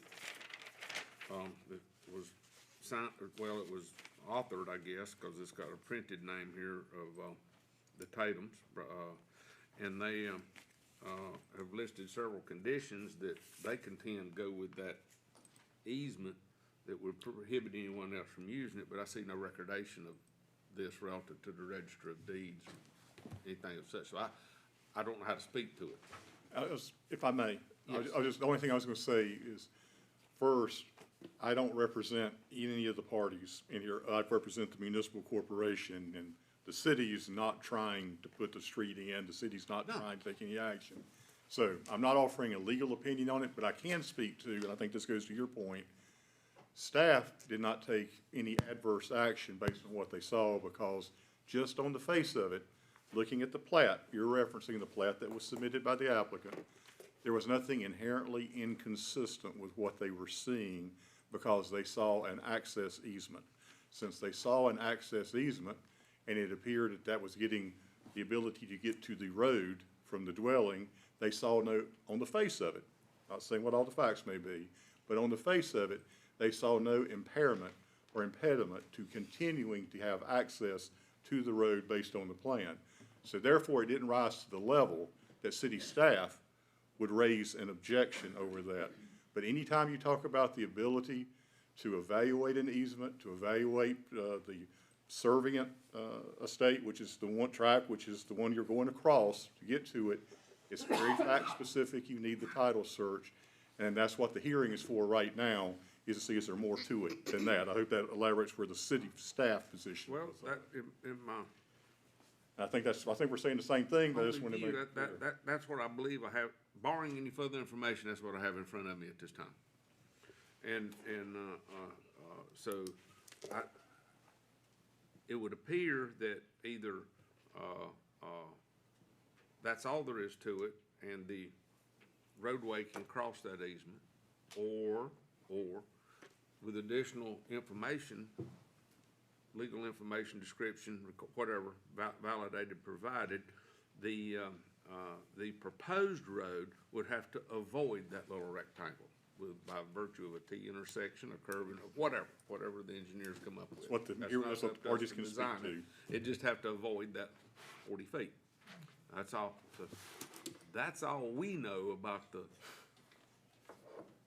Your knowledge of it is probably just as extensive as mine at this point. I spoke to 2 surveyors today, and we gathered that the applicant's property consists of that that recorded deeded easement. It's referenced on both the deed and the plat, and there's no language that would exclude them from axing it as the applicant. So at this moment. At this moment. I want your presentation, testimony to go forward, and should we hear additional testimony with additional information, we will readdress it at that time. Is that a fair statement, Council? Okay. Yes. Thank you, guys. So is there any further questions for the applicant at this time?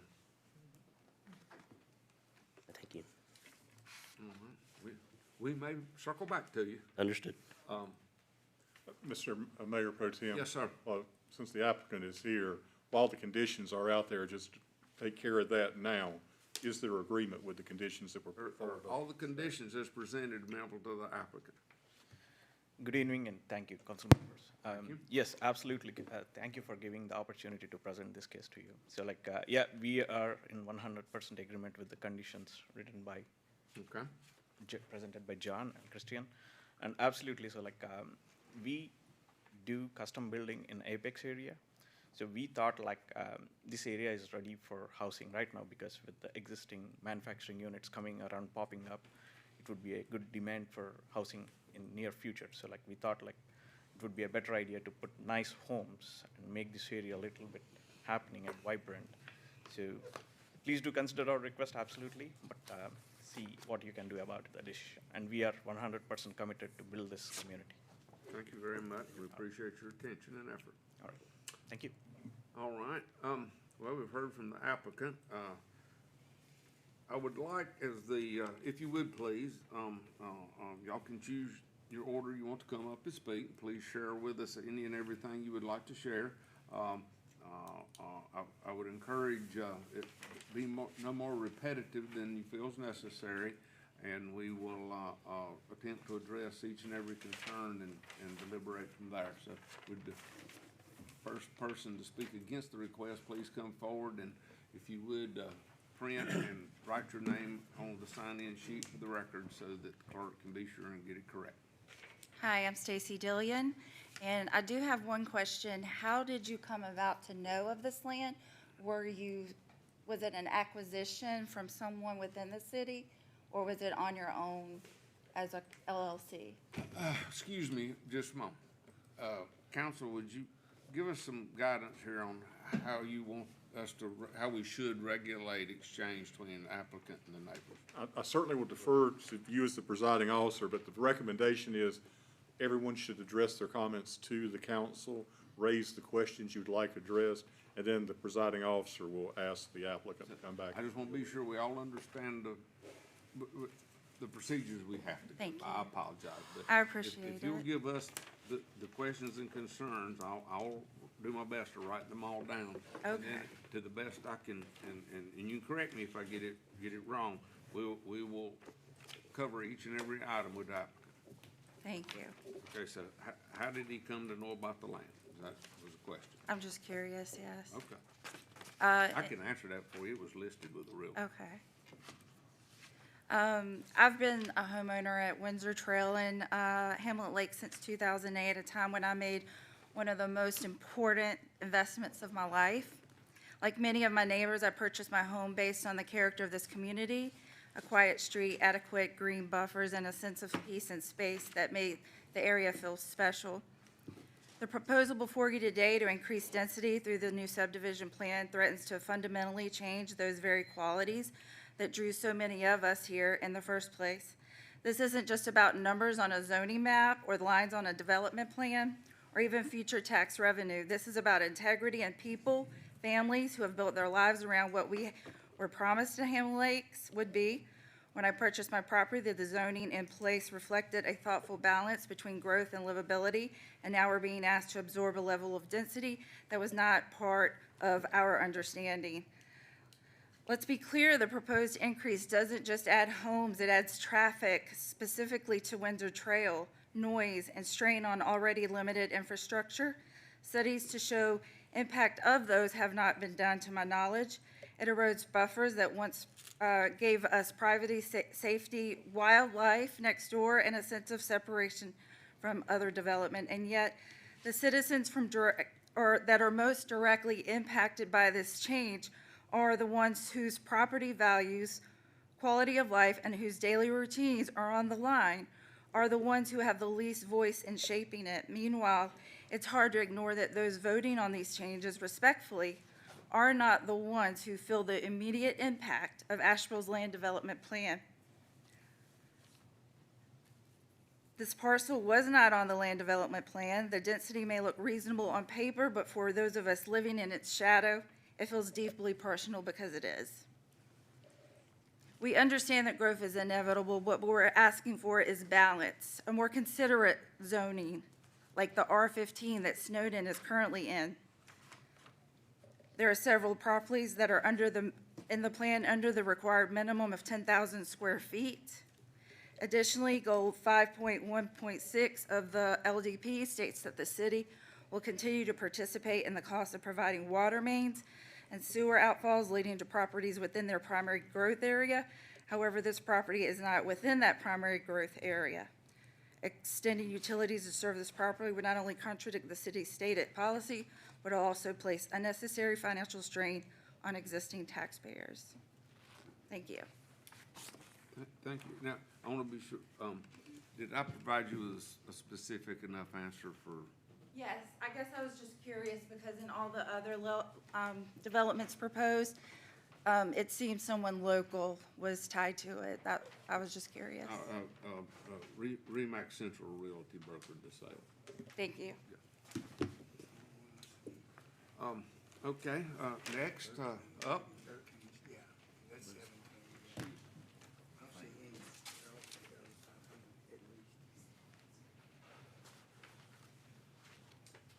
Evening, council members. Josephus Honeycutt. I live off of Windsor Trail. Wife and I moved here 34 years ago, and we have raised a family on Windsor Trail. The reason we selected that particular street and house was there was a dead end. Traffic in and out were people that lived there or family or friends that were visiting. What is being proposed now is a cut through from Gold Hill Road, which is 55 miles an hour, into a neighborhood that's 25, directly increasing the traffic and the danger to children if you want to raise them there. Fortunately for my wife and I, our children are grown. They still live here in Asheboro, all but 2, and we have grandchildren here that come and visit. I have several concerns. One is the amount of traffic that it's going to cause. Another one is you got to extend the sewage. I'm on a septic tank. Do I have to attach to that? Does that mean as a retired person I got to pay to locate to it? I do not. Thank you. Excuse me, I was shaking my head and the tape can't pick that up. If you do not apply for cities, this is a general statement. This Yes, sir. is not specific. If you do not apply for city services, we do have a outside the city rate, but you'd have to pay to extend them if it's an outside request. And, unless you are annexed, and you'll only be annexed if you're asked to be, if you ask to be. So short answer is no. Okay, thank you. But what I'm concerned about, being a resident for 34 years, when we moved in, I did something maybe y'all would think would be nuts, but I went door to door and talked to what were going to be my neighbors, because most of them were old and retired like I am now. And I wanted them to know I'm bringing children in here. If you don't want me, tell me now, because I wasn't just going to rush in and be pushed out. I'm asking y'all, as the council, to represent us that same way. I have not had the opportunity to vote for anybody here, but I know a lot of people that voted for y'all. So I have no problem with who sits on the council. But I'm asking you to represent me and my consideration for what's happening to our property. Nothing against growth, but the builder is asking to take his new section and tie it into ours and disrupt our lives so that he can make $1. And I understand that's how we operate, and we gotta have the homes, there's no doubt, especially if they get the new business that may be looking at coming. All we're asking is you reconsider, maybe redraw the line so that Windsor Trail can end where it ends now. And that's right at the Tatum's house, basically, the last house on the hill. So we have to trust y'all to show consideration for us. And we're in a kind of a weird situation. We have no other power to put, because we can't vote for you. If you annex us, we can later on, but maybe too late. But I do want to thank you for your consideration, and we are concerned about that. I am concerned about the way it changes the whole neighborhood. Thank you for your time. Thank you very much. Appreciate your concern and commentary. Is there another speaker, another that would like to go?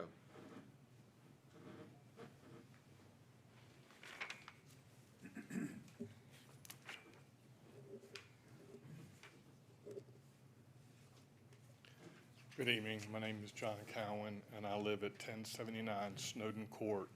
My house is located on the corner of Windsor Trail and Snowden Court. For the past 26 years, this has been my home.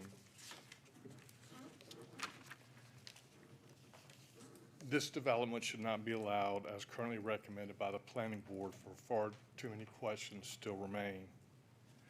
One of the things that I brag about to people about my neighborhood is that once you turn off Allred Street, there's only one way back out, and that is on Allred Street. In other words, the traffic coming in is only coming in because out of reason, not because it's using it as a cut-through.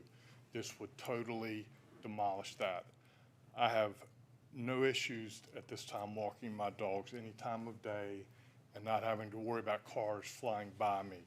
The traffic there is minimal, and it allows me and my neighbors to walk freely, to jog, to let their kids ride bikes. One of my biggest questions is already stressed water and sewer system capable of handling the addition of 196 homes. Just last spring, on a beautiful sunny day, the water main at the end of Snowden Court broke, sending torrents of water down Snowden Court. During heavy rains, sewer overflows from a manhole cover on Snowden Court into Penwood Creek. At least one resident at the end of Snowden Court has had multiple issues with sewer backups during even minor rainstorms, and has approached the city several times on this, but the problem still exists. At the planning board meetings, one member spoke of continuity as a reason for including the development's connection to Windsor Trail. What about the continuity of the existing subdivision as laid out by Lloyd Hamlet in the late 1960s? Sorry.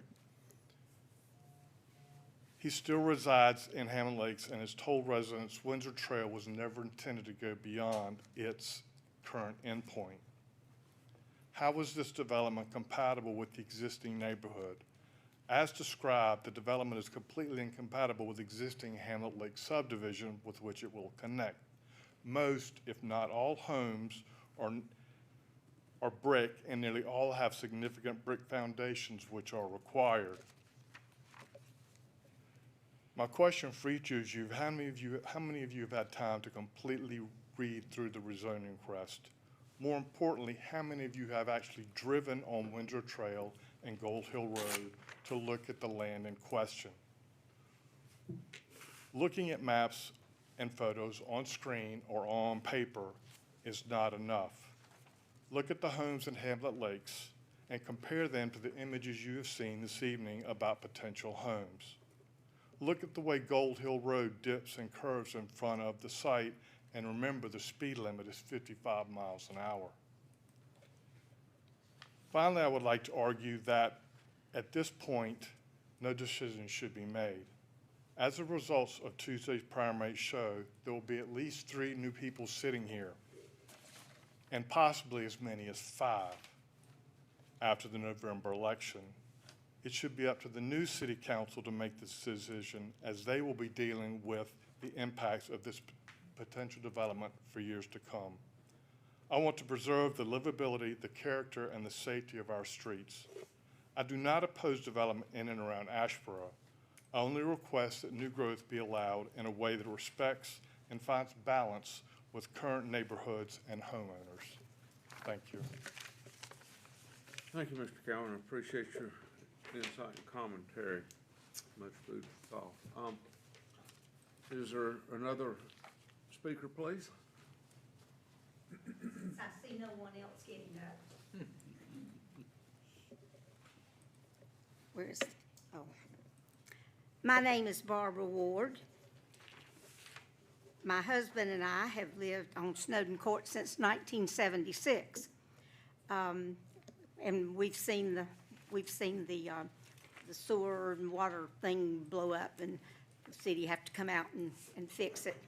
One of the things that I would like to ask about is I think, am I correct in that y'all have been just given a copy of some things that Lowood Hamlet said? Were you not given a? Yeah, it was a letter, and it was distributed Yes. among all of them. That was. Okay, that was- all right. This is what we just received, is it? Right, okay, all right. We were not aware, that was a letter or a piece of paper that was given to me by Lloyd Hamlet, who is a good friend. And it was explaining why he wasn't able to come to a Sunday meeting back in the very beginning of this. And had it been me, I'd have been put under the same restriction. Well, exactly. You're not 90, but No, you but- probably have that same thing. So what you don't know in connection to that is that I actually spoke to Lloyd Hamlet. Now, I know he said, I'm glad it's going to have a homeowners association and this and that. But I spoke to him, and he said he never intended for Windsor Trail to be anything other than a neighborhood street connecting the houses that he had sold lots for on Hamlet Lakes. And again, I don't know the legalities. I think there was some sneaky stuff going on somewhere for the people who sold the land in this situation. The fact that Windsor Trail was only extended enough to where it was Howard and Marilyn Swink who lived there at the time, and they were friends. He extended Windsor Trail up just far enough so that they could have their driveway. If you look, the pictures that he showed you, you can't. Walker, were you the one that was asking about the mailbox? Somebody was asking about I want to that. be sure that mailbox went with the house you were describing. Yeah, absolutely, and I actually took a couple of pictures that show that it showed that Windsor Trail was more or less like a little section that was gone up far enough to go into that driveway, which is right beyond that mailbox. So it really never was intended. Somehow or other, it got into all of this mix. And it may be legally allowed, but morally, it was not something that should have been done to have allowed this project. Yes. You may speak. Thank you. I'm sorry, it's the school teacher in me. Well, and it's in deference to my mother.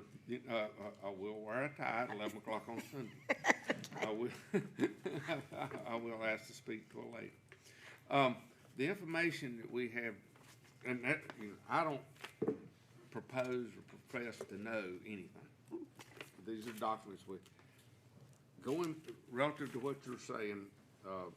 We're going back to this plat. Was recorded in 2018. Based on the way I'm reading this, a 1968 agreement for for this house to have access to a state road, which usually is very beneficial to obtaining a mortgage or finance, that sort of thing. And which means, I'm drawing this conclusion. I'm asking as much as I'm sharing. That road went 100 foot into that 75-acre tract in 1968. So that makes it curious if it was to be extended or not. You mentioned some unclearness. So are you saying that it makes it look like that it was supposed to be extended? Yes, that's the way it looks like it was meant in 1968. They extended the right away 100 feet into the 75-acre tract that got bought. But that 175 or whatever feet was to allow Marilyn and Howard Swink to make it so that it would go into their house. Actually, that that- 40 by 40-foot square, that's the easement is what makes it where they can go into the house. The extension I'm talking about is the NCDOT right away. Really? Well, Well, that's what I- this, now, I'm that's a just- good question. That's what this paper says, ma'am, I don't know. Yeah, really. that's fine. I really Okay, don't. okay, the next thing that I would like to ask is, there was a traffic study done, by the way, it was in 2012. The capacity for Gold Hill Road and the capacity for Allwood Street. When is a traffic impact analysis gonna be done on Windsor Trail? Now, somebody in here, is Lance Wilkie here? Was it 1,440 cars? Would you please, am I allowed to ask him? Oh, yeah, you can Because ask I don't them, you wanna. just can't ask them. Yeah, okay, well, because I wanted, we talked earlier, and I wanted, sometimes, my mind, gets confused. I understand. So, If he wants to speak, he'll need to sign in well, and come okay, up. well, he will, okay, all right. Okay. He will tell you. I'm just saying, no traffic impact analysis has been done for Windsor Trail.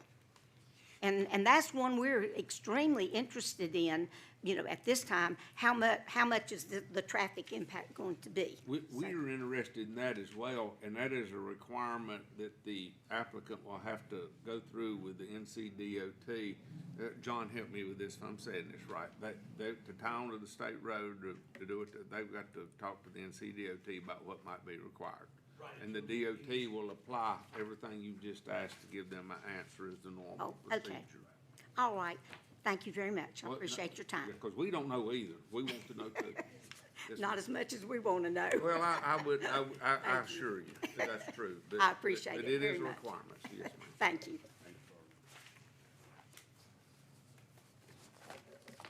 Now, tell us what you was gonna tell her.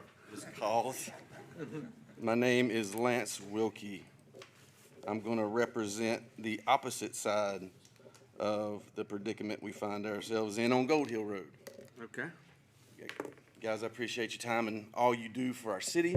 I think it was fitting that the soccer team came in here and you mentioned to your cohorts that, investment is worth it because you take care of your citizens, and we appreciate that.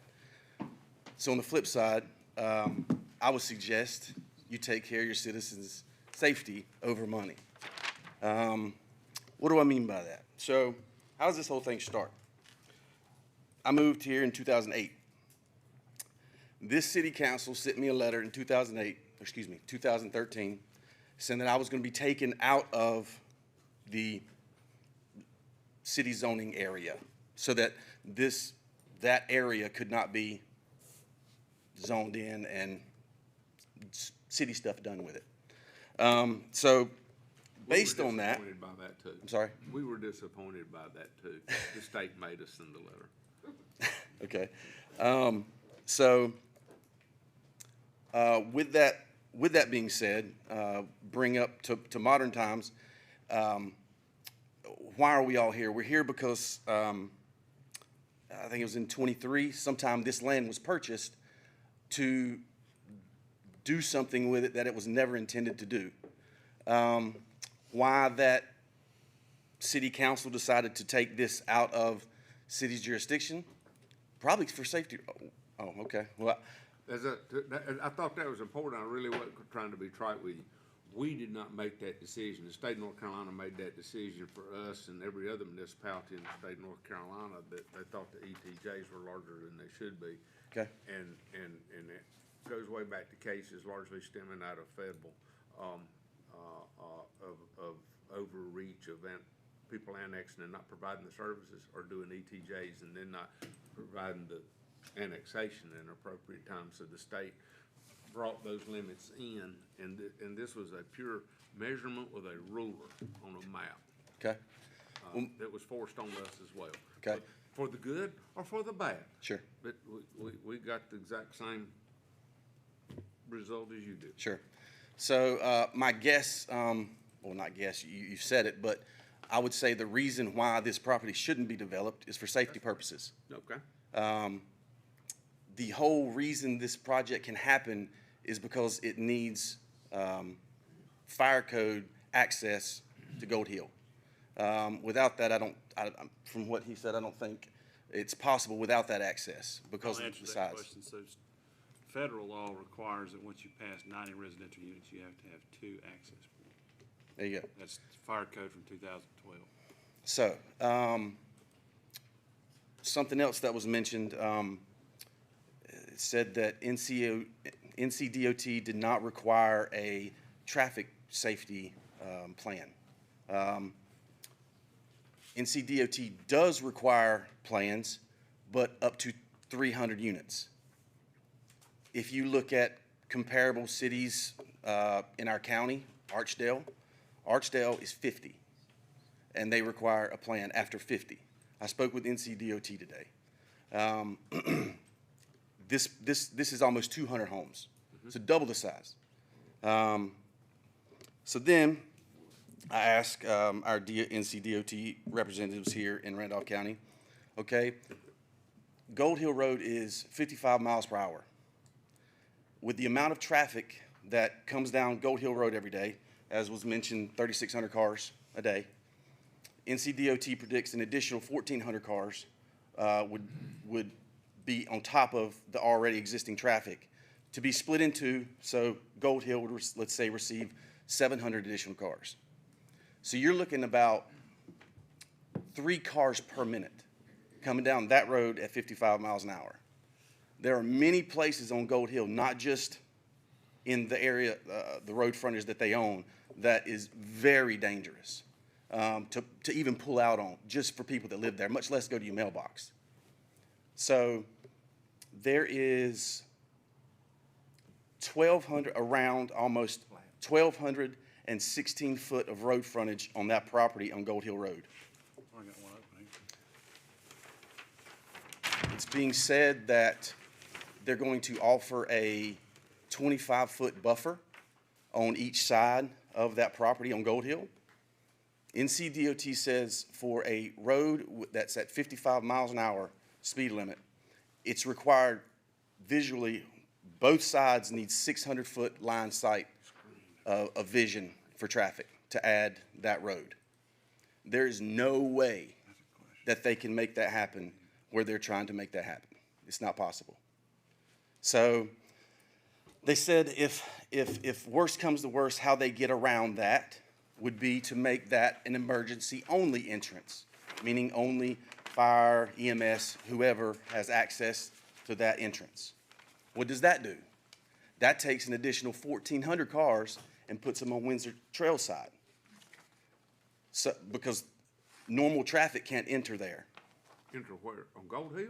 So, I don't know, I know you were messing with papers while I was talking, that's okay. Well, no, well. It's okay. I was looking for a particular detail. That's okay. Are you saying that there's a potential proposal to not utilize the Gold Hill Road entrance at all? What I'm saying is the property owner and we're going backwards, right? We haven't done the NCDOT stuff. We haven't done all that stuff yet because they're kind of doing it backwards so they don't lose money. But what I'm saying is if they can't get a safety permit for line of sight on Gold Hill, they would have to revert to doing something like an emergency entrance only. Oh, you're theorizing. If they can't get. If what couldn't happen. Exactly. So- And on a 55 mile an hour road, 600 foot both ways is required for line of sight. But they also might require them to improve Gold Hill Road. Yes, but I don't think there's any possible way that you can get 600 foot line of sight on that road with its topography. Well, I build roads, and yes, there is. Then we'll discuss price. Okay. True. What if they drop the speed limit? That's. I drive Gold Hill Road every day. And as you 45 know. is too fast. Yeah. I'm the old guy in the gray truck that's driving 45 and people are stacked up behind me. Yes, and passing But people. what if, and- and Walker would be able to address this better, but you go ahead, I'm sorry. No, sure. I think reducing the speed. And I'm not wanting to offer testimony, I was just wanting to be sure I was following how you was getting to where we were going, and Yeah. I understand now. Yeah. You know, I would theorize if that came up, the whole thing would be insolvent. But anyway, that's not up to me either, so. Yeah, I'm addressing it because it wouldn't be addressed until later on. John? Yes, sir. Can you put on our screens the plat, the proposed plat property? The digitized version of this? Right. Okay, that's what I thought I saw. It is not on these paper, and I thought in my memory, there's y'all notes here of things that, were changed or added to, I believe, after planning board perhaps? Is that true? So it's the next. Yeah, that's the one I'm looking for. Yes. After, and I want you to be sure to have same information we have, and I also want to attempt to be able to use what faculties I have to follow along. Thank you. Everything that's in yellow, and this is for the benefit of everyone in the audience, so that we're all looking at the same thing. There's things that were added on post-planning board, post-neighborhood meetings, I believe. That's the way it's highlighted here. I don't know this. It says, for instance, this 100-foot buffer was increased due to neighbor input. Right, so that was changed, the recreation area on the western side of the property, closer to Windsor Trail, that was removed. Right. There was sidewalk added on the block in between Gold Hill Road and the street Right. coming in onto the north. And then there was additional sidewalk, we moved the recreation space, but the primary thing I was wanting to get to what we were talking about.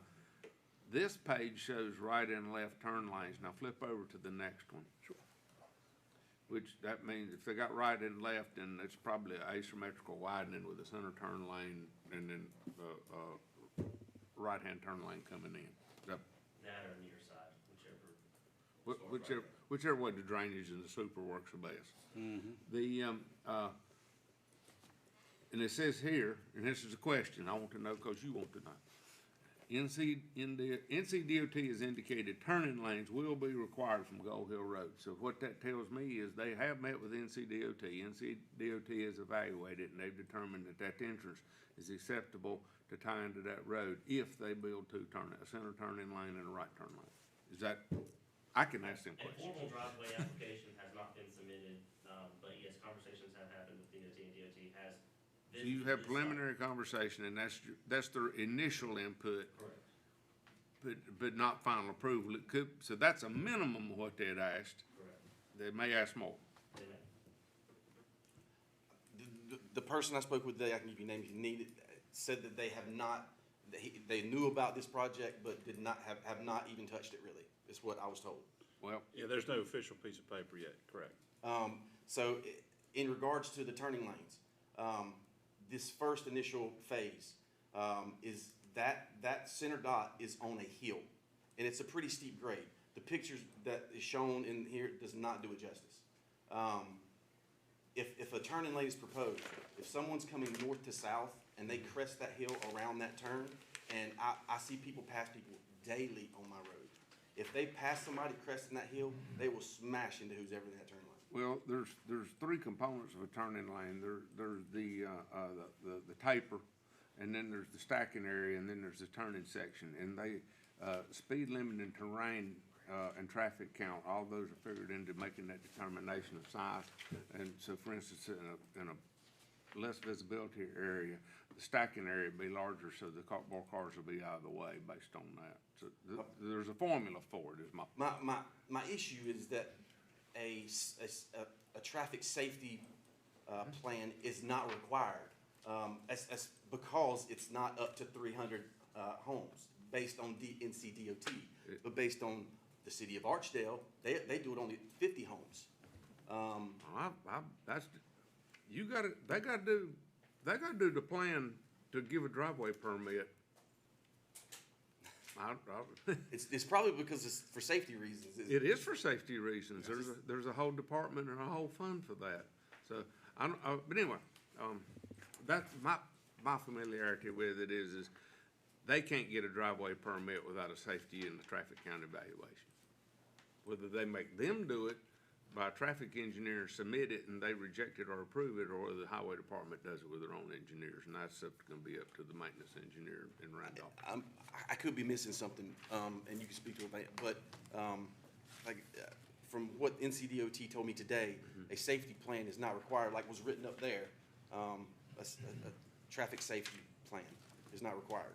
Well, we may be talking about two different documents, but I assure you, a traffic engineering study has to be done to determine this. You just can't go out there and add a driveway connection and make your own decision. No, for sure, it has to be, like line of sight, that has to be done for safety purposes. It's 600 feet. But, yeah, exactly. So, but a traffic safety plan for all of Gold Hill Road, they take that in consideration when they're doing a traffic plan, a traffic safety plan.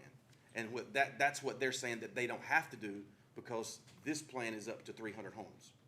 The engineer that designs it will have to do it, or you can't come up with a design. Well, thank you for your time. But anyway, and I'm just sharing with you what's been my experience, because I want it to be done. Yeah. If this were to happen, I would want all that information to be available. Well, like I said, I wanted to present this. Obviously, the next step would be NCDOT getting involved and doing their job. They will get involved if this goes forward. Yeah. They will be heavily involved. So I'm trying to stop before it even gets there, considering the safety concerns. There'll be much conversation about what happens to Windsor Trail too, I promise you. Oh, I'm sure, yeah. I mean, there's problems on both sides, and like I said, There are. you need Gold Hill to even do the thing anyway for fire code. Yes, you do. So, yeah, thank you for your time, guys. I appreciate you taking care of our city, and I hope you keep it Well, safe. I appreciate the research and insight you did, because everything you presented was correct. Thank you, sir. Thank you.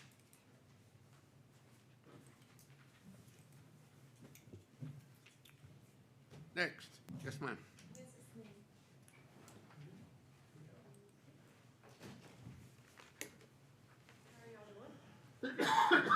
We're as happy as anybody here. Well, my name is Tracy Key, and I am at property I think, on the map. And I'll probably forget something, because, you know, I'm not used to talking in front of people like this, but,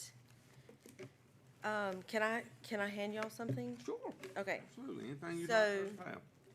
I would like to first start off by saying I am not against growth at all. I know it has to happen. But I just want to make sure certain things are looked at by everybody and nothing gets swept under the rug, because it is sort of a big area, big property, and lots of people. So the pictures he did show y'all of the road, I get it, but was he standing on a ladder? Because the pictures aren't accurate. Personally, Well, John might have took him, he's tall. he ain't taller than my truck. I'm sitting in my truck. He's as wide. So, just so you can see, and my house is right in front of. Okay. Right in front of that. And one of the things, I would like to understand the plans better and be able to see a bigger picture of them. The fire hydrants, the police station, all those things, that's a big deal. The time it takes for Eastside to get there and cover just what they have is good, but when you go add that many people, sometimes it takes them a minute to get there. Sometimes it doesn't. They have. So this is a preliminary plat. Yeah. So all we're discussing is zoning. Yeah. Once we get through that, then it will go through a full engineering review. These folks will submit it, and then our team of engineers, including fire department, Yeah. police department, everyone involved, about 25 people on the city staff will have to review and Yeah. approve every sheet. It'll probably be close to 200 sheets of engineering documents. Once we get them, you're welcome to see them. Yeah. And But in my opinion, all that I don't know. goes along with zoning, you know, like put it in your mind when you're thinking about it and voting, that comes along with it, you know.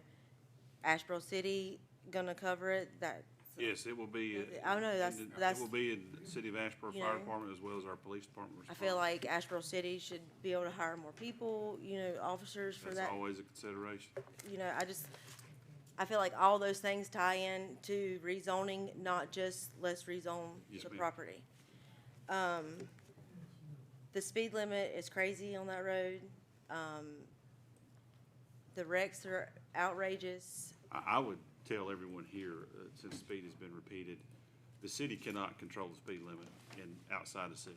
That is regulated by DOT, and I Yes. can give you the exact numbers, and I would ask that each of you petition for the speed limit to be lower. Yes, And you, as an individual, actually has more authority when it comes to that Yes. than the city does. but at the end of the day, nobody cares about the speed limit sign. Correct? It's- Nobody follows that sign. So, you see what I'm saying? That's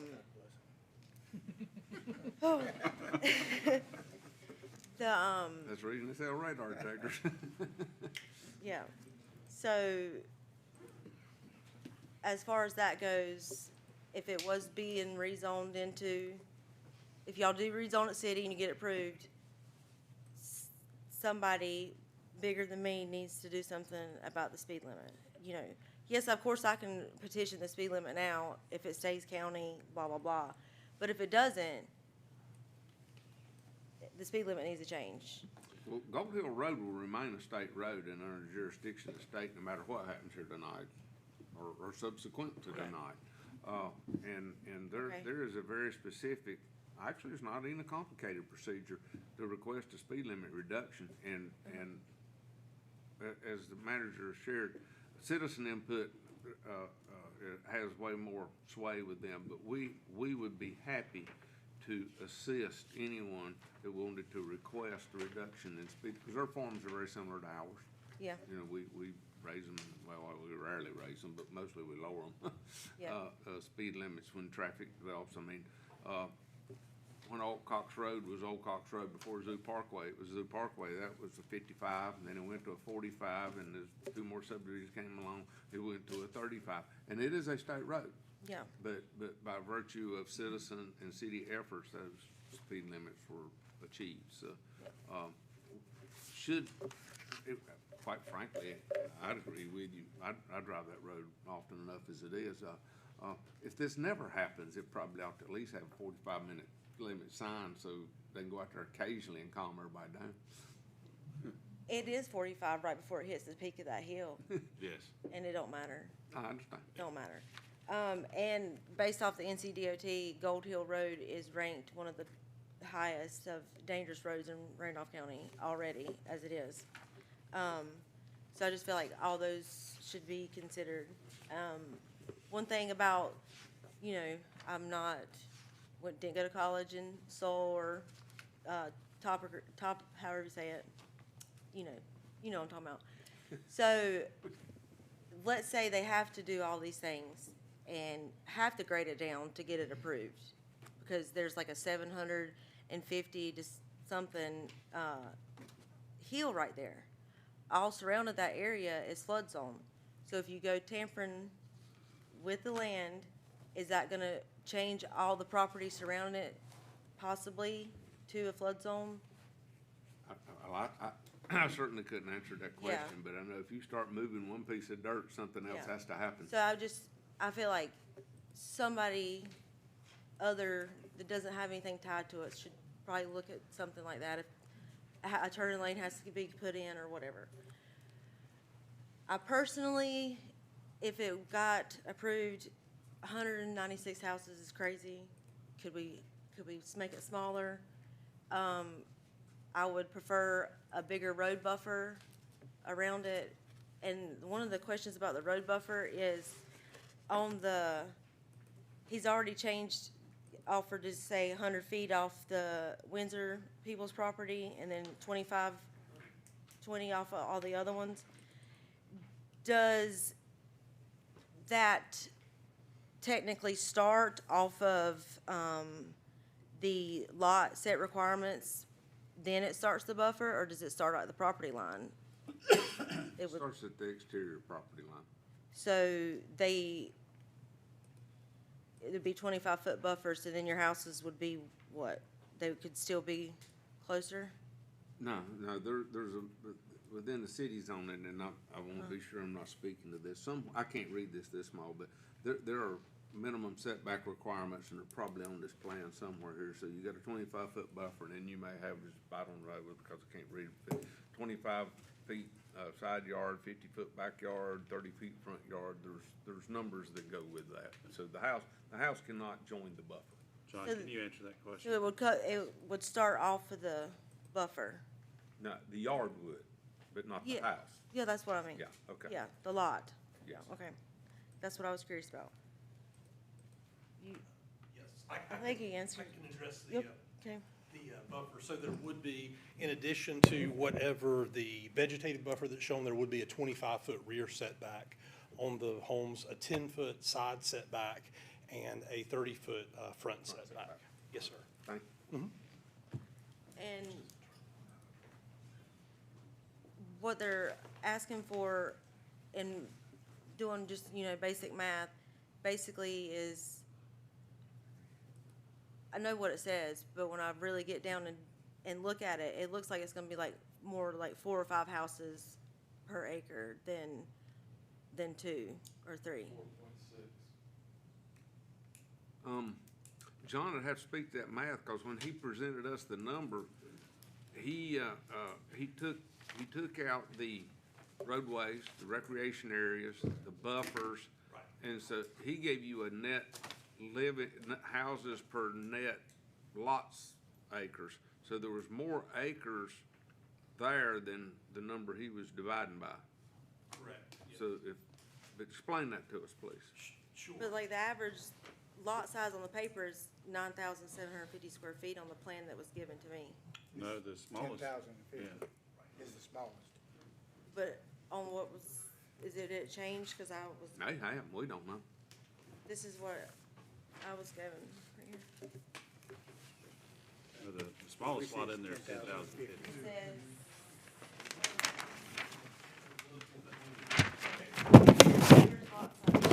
Excuse me.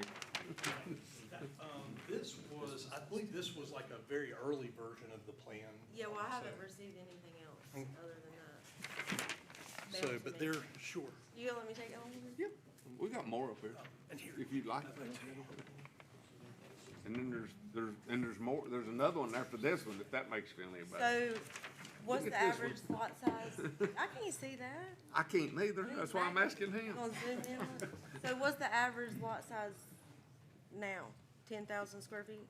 Is that what you said? What's No, it's, that's the minimum. that's the minimum.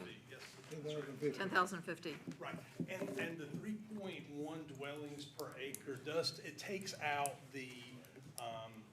or it accounts for the right-of-way, the open space, the common area. So because of having that common area and the open space, the lots themselves there may be more than 3.1 per acre, but that's if you take the whole development as a whole with, the buffers and all the common space and open space. They're clustered together a little bit more than 3.1s, but that's where the total ends up. What I'm reading here is 75.3 acres is the total parcel. Correct. And then you got 12 acres of right-of-way and 6.2 acres of common area to recreation and that sort of thing. So you got, and it says here, total proposed lot area 56.9. So you divide that by how many houses? 196. 196. What'd you get, chief? That's not right. 3.44. So if you take all of it together, it's 2.6.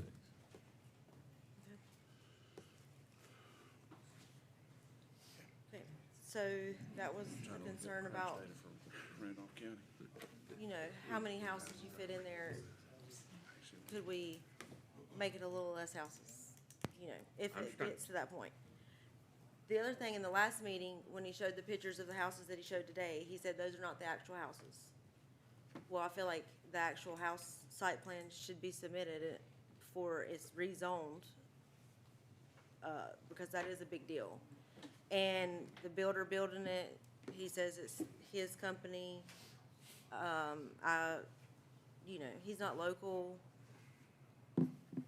I feel like that should be looked into, because we've had several builders in Randolph County that have built crappy homes and skated by permits and inspections, and it's not good in the long run. So I feel like that should definitely be looked into before, that is a big deal, for sure. The entrance, for a safety entrance on Gold Hill Road, you know, I'm just gonna whine. I don't wanna hear sirens going in all the time off in front of my house, because it is dangerous. And cops are gonna be called, the fire department's gonna be called. It's just gonna be messy. So that's just me whining about that.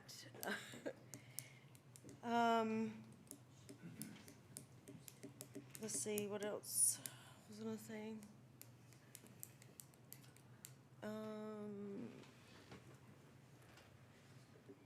You know, like, the lot size for rural growth areas, like 2 houses for 40,000 square feet. So, I don't know, I just feel like it should be more closer to that, to keep it county, if y'all are gonna approve it. Don't want you to approve it. I wanna keep my country We life. picked up on So, but that road and that area is the last country spot for us people. I've been there for 13 years, and I knew the road was dangerous before I moved there, but my house is back off the road, and it's convenient for me to get to Randleman, Franklinville, and Asheboro, because I'm go to all those places. I knew the road was dangerous before I moved there. Has it changed? No. Has it got worse? Yes, probably. Transfer trucks go up and down that road, the landfill, the dump trucks, all of those things. It's, in my opinion, too dangerous to have that many people in the big city. Now, if you wanna go in there and, if somebody would've told me you're gonna go in there and put 10 or 15 houses, I wouldn't have batted an eye. But 196 houses is a lot for me to swallow. Right across the street from me when I wanna live the country life and moved from a subdivision. I literally have moved from 4 subdivisions to be in the country and thought I was safe, but it's just it's a big lot. Big, lots. And I'm sure I forgot a million things, but I just, before y'all approve it, I would like y'all to really sit down and look at everything and consider all the things. It's not just, let's approve the land to city. There's a lot more that goes to it. The fire, the police, the water and sewer. There's already issues with, I have property in Asheboro, there's already issues with the water, we all know that. So, what's gonna happen to that? Are we gonna get a new pump there? Or is it gonna come into an existing and it's gonna still have the problems that the old ones have? Cause it takes time to replace the old pipes, I know that. The other part I wanted to say was, sorry. I forgot. Lost it.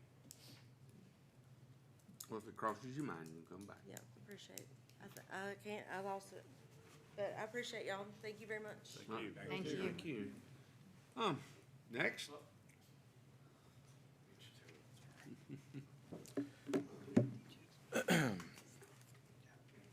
This is the first chance I've had to sit down this long all day.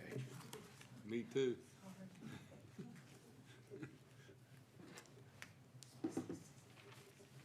Okay. Good evening.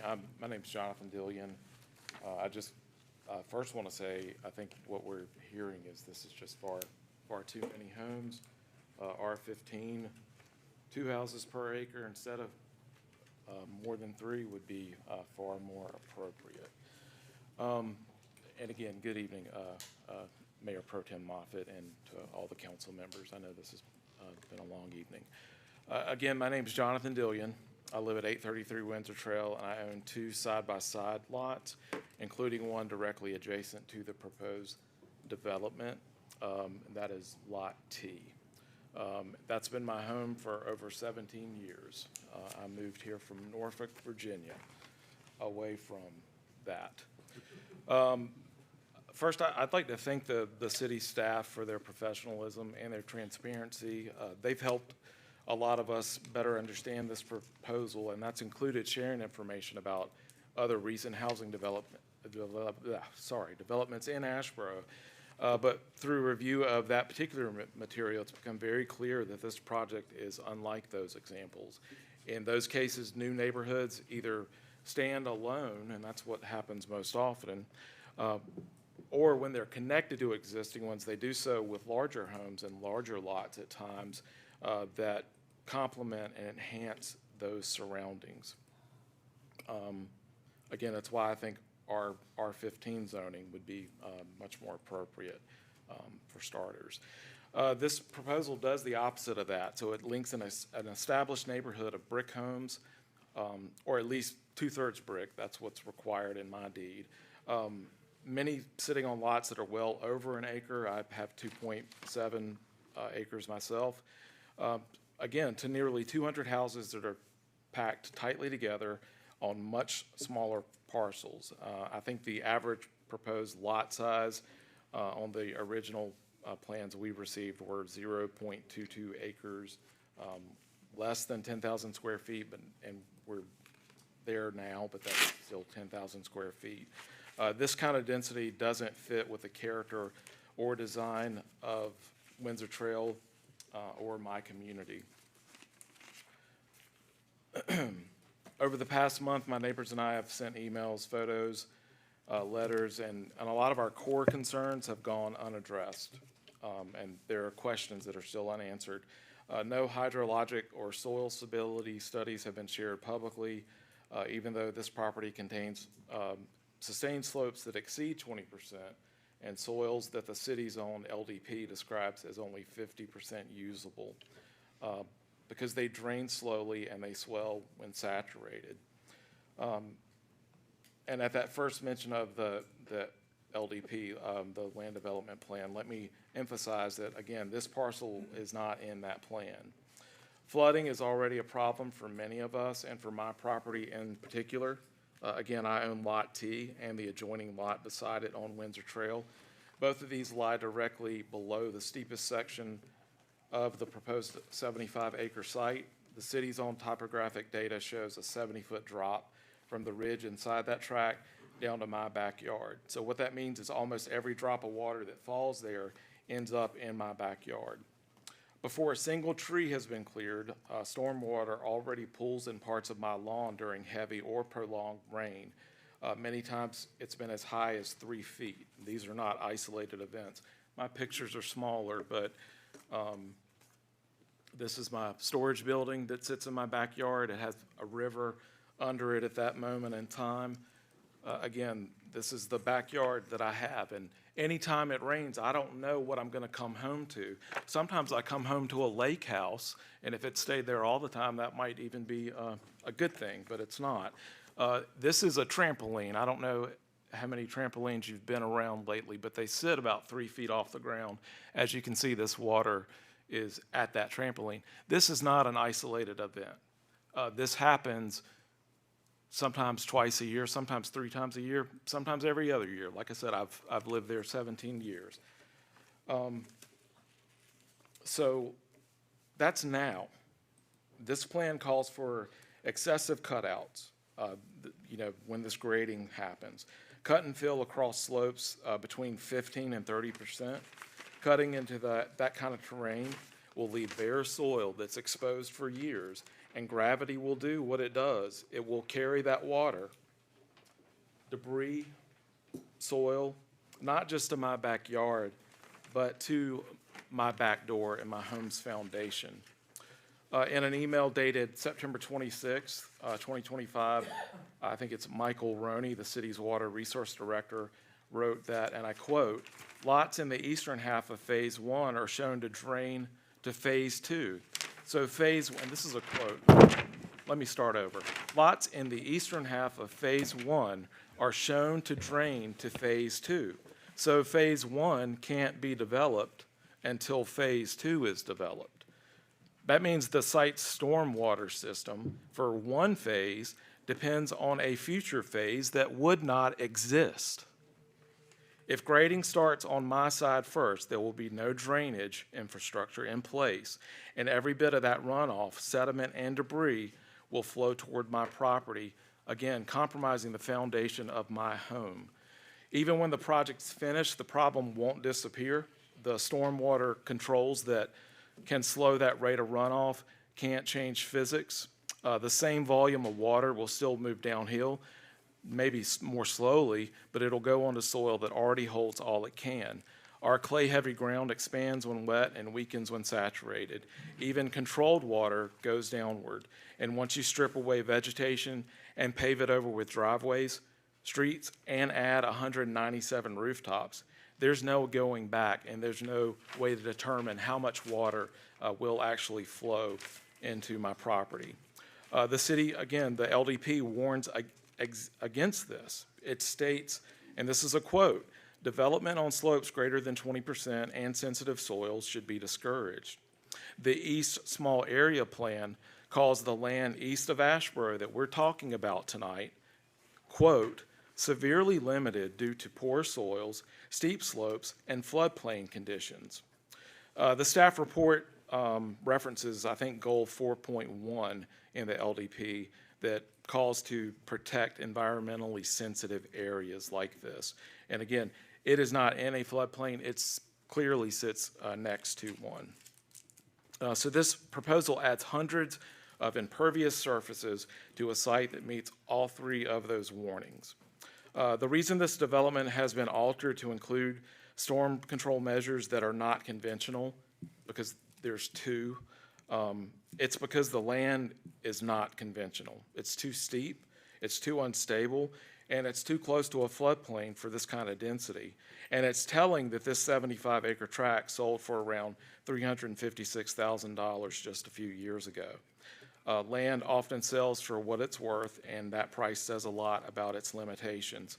I won't continue the conversation about the private easement that's tied to the estate of the late Howard C. Swink.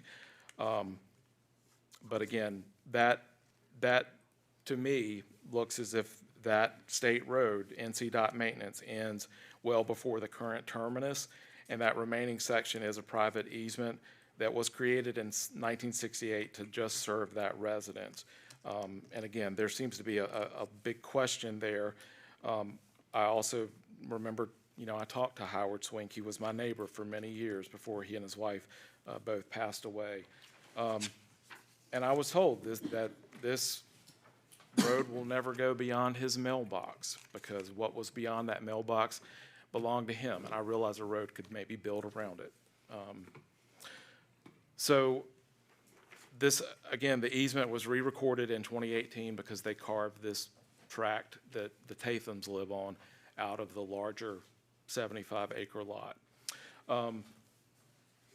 So their understanding, from what I understand talking to them and talking to her grandfather years ago, is the easement on top is theirs, even though the land under it is not. But again, I'll skip ahead of that.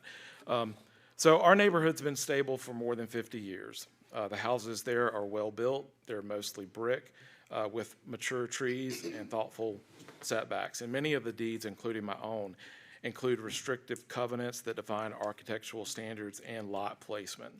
Some of us, especially the four homes on the left side of Windsor Street, we do actually sit closer to the street than the two on the right, so there's very little road frontage. Extending a sidewalk there, which what this plan shows out of this neighborhood, would all but erase our front yards. And if I haven't been clear enough, where will my two children play if there's no front yard? Because there's no backyard either once the water starts to come and more of it. In every other extension of an established neighborhood in Asheboro, newer homes have been larger, with higher value and lower or matching density, to protect both the character and the property values of the people that already live there. This proposal reverses that pattern, linking us to something smaller, denser, completely out of character, and out of scale. Again, the city staff report documents that every side of this tract is surrounded by low and medium density housing. And also, this is not close to the city center. There's so much talk about the sidewalks and that connectivity. These sidewalks lead to nowhere. Even the materials that have been submitted for this project reinforce a lot of concerns. At last month's meeting, when another residential proposal came forward, it included complete architectural plans, scale drawings, detailed floor plans. What's been added for this development, like those images of the houses, that seemed like a last-minute addition of some stock images. And Mr. Moffett, I didn't realize until tonight that that property that I'm talking about from last month was your property. So if I were you, I'd be really upset at all the work and time and money that I probably put into preparing those materials, where this was maybe just a Google image search of nice-looking houses. So there's so much missing from this. A lot of that is in the staff report to the city. Again, it's just another sign of how incomplete this proposal is. And again, in addition, because the NCDOT didn't require a traffic analysis, the developer didn't provide one, which is a common thread for this plan. So there's potential for traffic congestion, safety, infrastructure. That's going to be left unmeasured. And again, the staff indicates that this plan should be subject to certain conditions, and I don't know what conditions those will be as it moves forward. My wife did request 3 things. It was a removal of a common area, an extension of a buffer, because my home sits in the very top corner of that property. And one other thing that's slipping my mind. Those are the only three things that were granted. I think it was a fence around the storm control measure. Hold on, we're trying to get there. We just don't know who's got the remote. Okay. It's worse than my house. You shall I'll let- gate it. Let me drive. We're going. So Back to again, the one with the yellow marker. you know, there have been, some of the requests have been answered. There you go. Some of those requests were answered. They were the 3 that my wife made at the initial meeting. Let's walk through them. The buffer's bigger, they moved the recreation thing, and what was the other one? And a fence around the storm control measure, which at that time was looking like it would be a Insurance company pond. make them do that if we don't, but, Yeah. That's on that is on the plan, it's over that yellow. Right, yes. And also, I would like to ask, is that 100-foot buffer gonna go away? Because I don't know what is gonna be proposed and. Okay. I would hope so. So if this development does proceed, it should be required to access different points of road frontage if it's not gonna be reduced in size, rather than extending or attaching itself to a neighborhood street. Again, the stormwater and erosion controls need to be engineered and monitored to protect the current homeowners. The city should also address the unresolved legal issues and potential environmental issues, again, which relate to the slope, the drainage, and things like that. And I would also ask that construction, if it is connected, not occur before that current end of Windsor Trail, which is beyond that last house that my neighbors live in. And there's also sidewalk extensions. I don't want a sidewalk in my front yard because I won't have a front yard. Here's the truth. Like a lot of my neighbors, my home's the largest investment I'll ever make. The development puts that at risk, the equity we've built, the quietness we've bought into, and in my case, like I said, the very foundation of my home. It threatens the livability of what just isn't property, but the place where my children play, where there's a swing set, there's a fire pit. I wish I was sitting around that fire roasting marshmallows with them tonight instead of having to do this. coming here to speak to city council members, saying everything I can think to say so that I can protect all that I have. This is the place where my wife and I chose to build our lives. We were first-time home buyers. We were 29 years old. We purchased our home from the original owners. It was built in 1974. That family raised their kids there decades before us. We got to know them briefly before they moved away. We saw their joy, the pride that they took in their home, and we wanted to continue that kind of life. That's what we believed we were buying into, a quiet and safe neighborhood. And all of that now rests in your hands. So I respectfully ask that you deny this request, or at least add some conditions to it, that everyone here has spoken about the density, that the R15 zoning, again, something more appropriate that matches the houses and neighborhoods around it. And also give the time for the developer to address the legitimate concerns and requests that all of the residents have made recently, not just the 3 that my wife made, because I do appreciate that. If I had the buffer that was going to exist there to begin with, where I'm standing and where that window is what I would be looking at with the neighbors, because again, of the position of my house on my almost 3 acres. And also, I remember something that was said in this chamber last month when we were here trying to figure out, can we speak, should we speak, do we speak? That it was said that it makes no difference to the members of the city council whether this development moves forward this month, next month, 2 years from now, or not at all. It's no consequence of the city council members. What does matter and what will always matter is that the decisions that you make here honor the land, protect the people that already call this area home, and that you reflect the kind of city that Asheboro claims to be and aspires to be, one that grows responsibly. I am not opposed to growth. I'm opposed to reckless growth and unconcerned and uncaring growth. And this should not happen at the expense of the residents that are already in this neighborhood. Thank you for your time. Thank you. That brings up, I'd like to ask a couple of questions of the engineer, Mr. Bessel. I noticed, have y'all obtained, and you may not have, I mean, I see the stormwater management devices here with BMPs, I believe, that's management practice. 1,000 names today, yes. And has that been submitted to DEQ yet at this time? It has not. So it's a proposed design, but now DEQ will require all of that prior to obtaining a grading permit, is that correct? So the city of Asheboro will require the stormwater, and erosion control will be required by DEQ. Yeah, and if I'm not mistaken, the DEQ, one of the DEQ's requirement is, I think you base your calculations over for some number of year storm, 10, 25, something of that effect. But there's also the caveat in there that no sediment can leave the site. That is correct, especially near waters such as these. And if it does, if the device fails, regardless of the amount of rainfall, it's the developer's responsibility.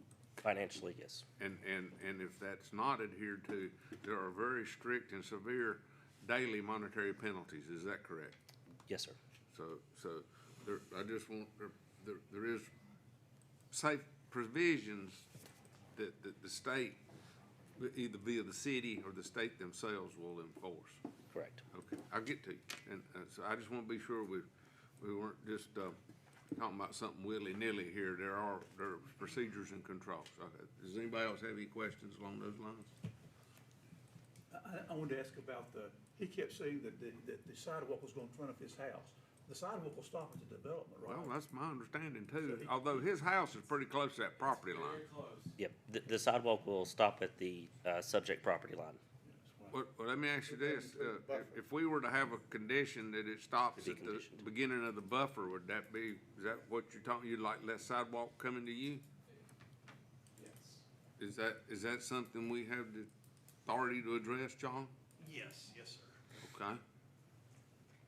But just, y'all make that in your notes. We'll get back to it after recess. Milk and cookies and a nap. But anyway, okay, you wanted to. Yes, in regards to what you were saying, you mentioned. Come up here. I'm sorry about the rules, but you gotta talk to me and I'll ask you. I just wanted to point out something, sorry. You said that it would be done responsibly and soil cannot leave that area, and if it did, there would be heavy fines, et cetera. What happens if the developer runs out of funds and goes bankrupt? That's what the bond's for. Okay. All right. Yes, sir. I'd just like to ask for a removal of one more lot since we or request that. So I'm just making that request. Which one you wanna remove? I live in lot Pick it or you D. got one in mind? So I have a 100-foot buffer. That removed a lot. So again, the plan's not there. But we ain't got the right drawing in front of us. Go to the next one, cause that buffer right, there you go. Yeah. So that buffer that's there, that was a lot. That was a lot. And that's gone now. Yeah, And if you got saw one, that. got one lot, now you want another one. Well, if you saw where that lot sat and how close it was to my property. Oh, I can see it's on Google Map right here, you wanna see? No, you come to my house and see it. I've been by there, yeah. I don't even imagine how there would have been a I'm trying to a agree lot with you. there. I know how close your house is Yeah, and where I that valley appreciate is. that. And it's an unfortunate scenario, the way these property lines got drawn years ago and who Right. put that house there. But Yes. it's now your scenario. That's right. So I'm just saying, yeah, one Which more lot lot. is it you talking about? The one next to that buffer. 149. One Thank you. possibility. The reason I'm asking that, I'm asking that for a reason. Yep, 149. Because I can't speak for the developer. Right, I don't- understand. You know, we can ask and say yea or nay, and then we make a decision. So but you have to be careful. We're not allowed to negotiate with the developer. We can only evaluate understand what he's that. give to us and talk about it.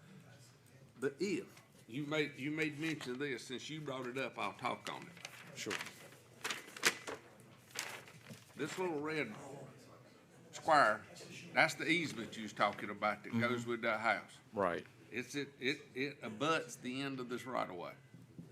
All right.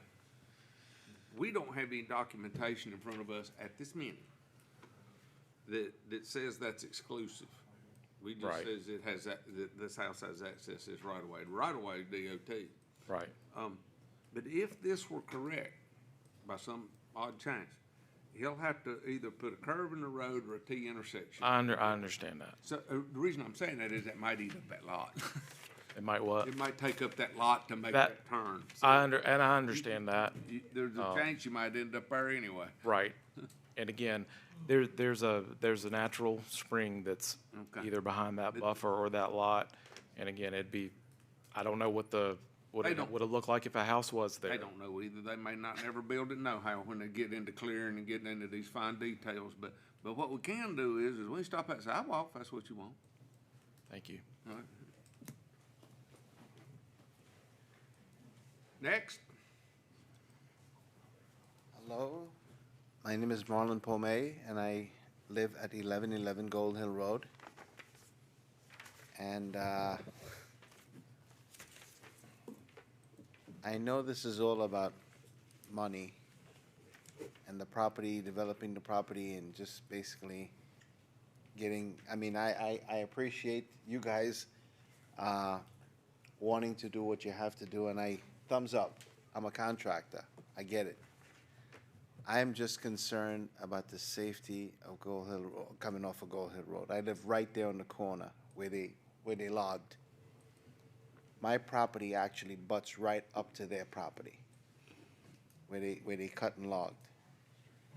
And it was very, very, very dangerous for me living there while they were doing that. Over the last, we've been there 10 years, I've had to pull 6 people out of cars on my property, on Gold Hill. It is extremely, extremely dangerous. Extremely dangerous.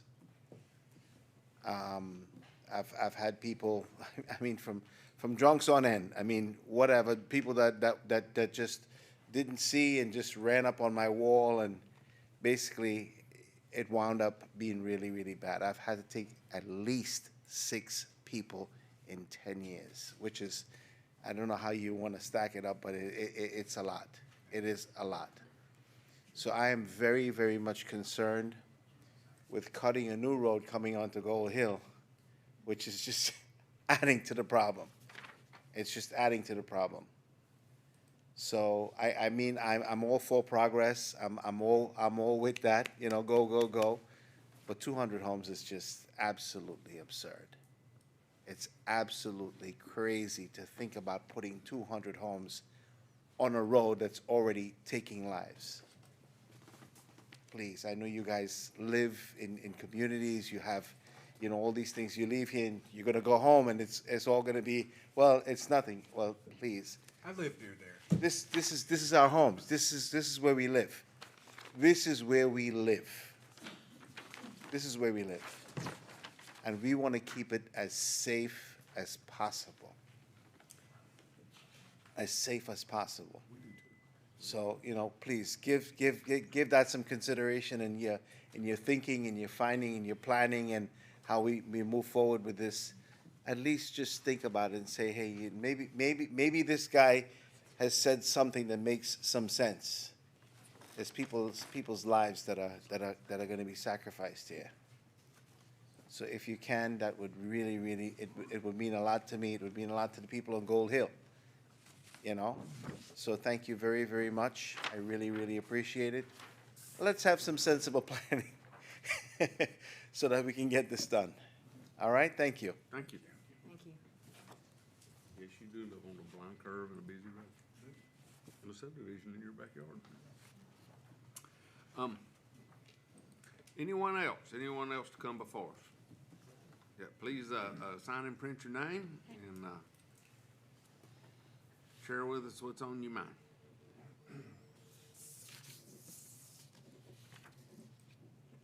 My name is Tabitha Allen. I live at 743 Windsor Trail, and I'm the newest member to this neighborhood. I've only been there a little over 2.5 years, and I love my neighbors. I love my neighborhood. I work in healthcare. I work locally here at our hospital, but for 17 years, I worked at Chapel Hill.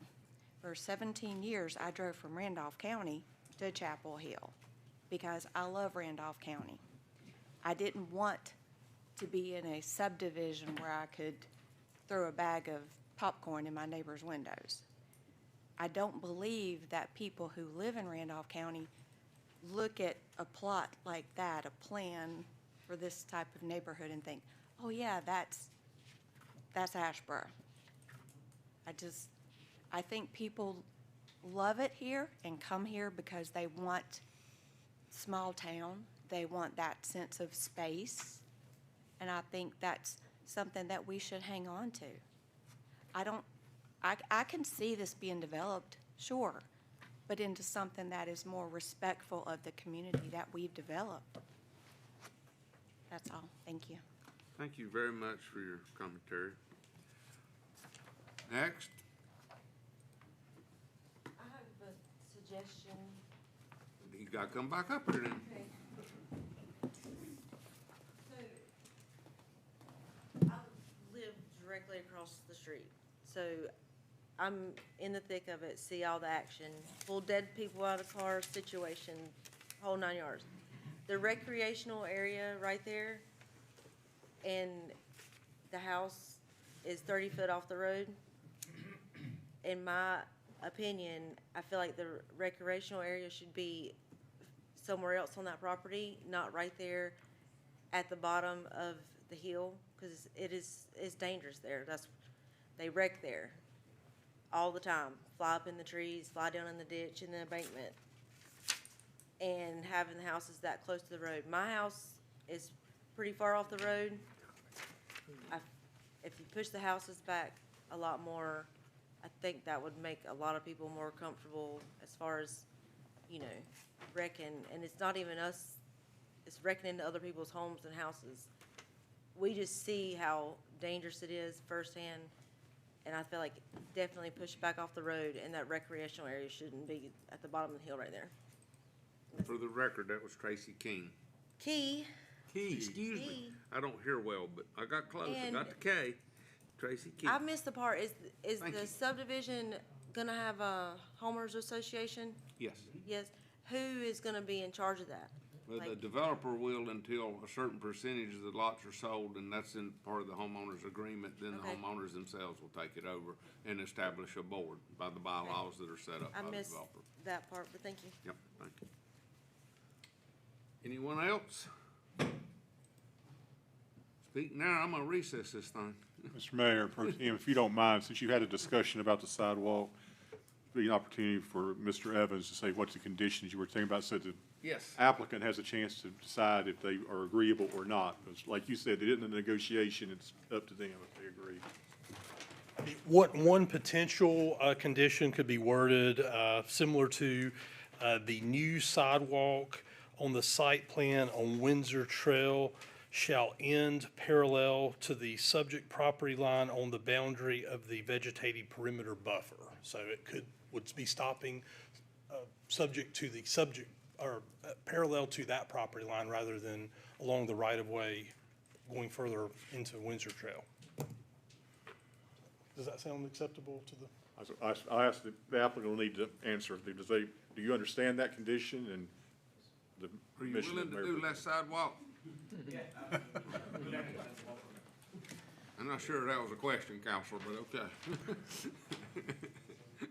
All right, at this time, I believe everybody's had their say. I'm gonna close the public hearing. And we're gonna take a brief recess, and then we will, as I understand it, we will resume with items 7B and C before we get back to 8A and B, which will then lead us back to 7A. That is correct. If you wouldn't mind, just to be procedurally correct, would you mind asking for a motion to continue this decision until immediately after item 8 is concluded? Thank you. That's the reason. I'll be sure we get this unusualness correct.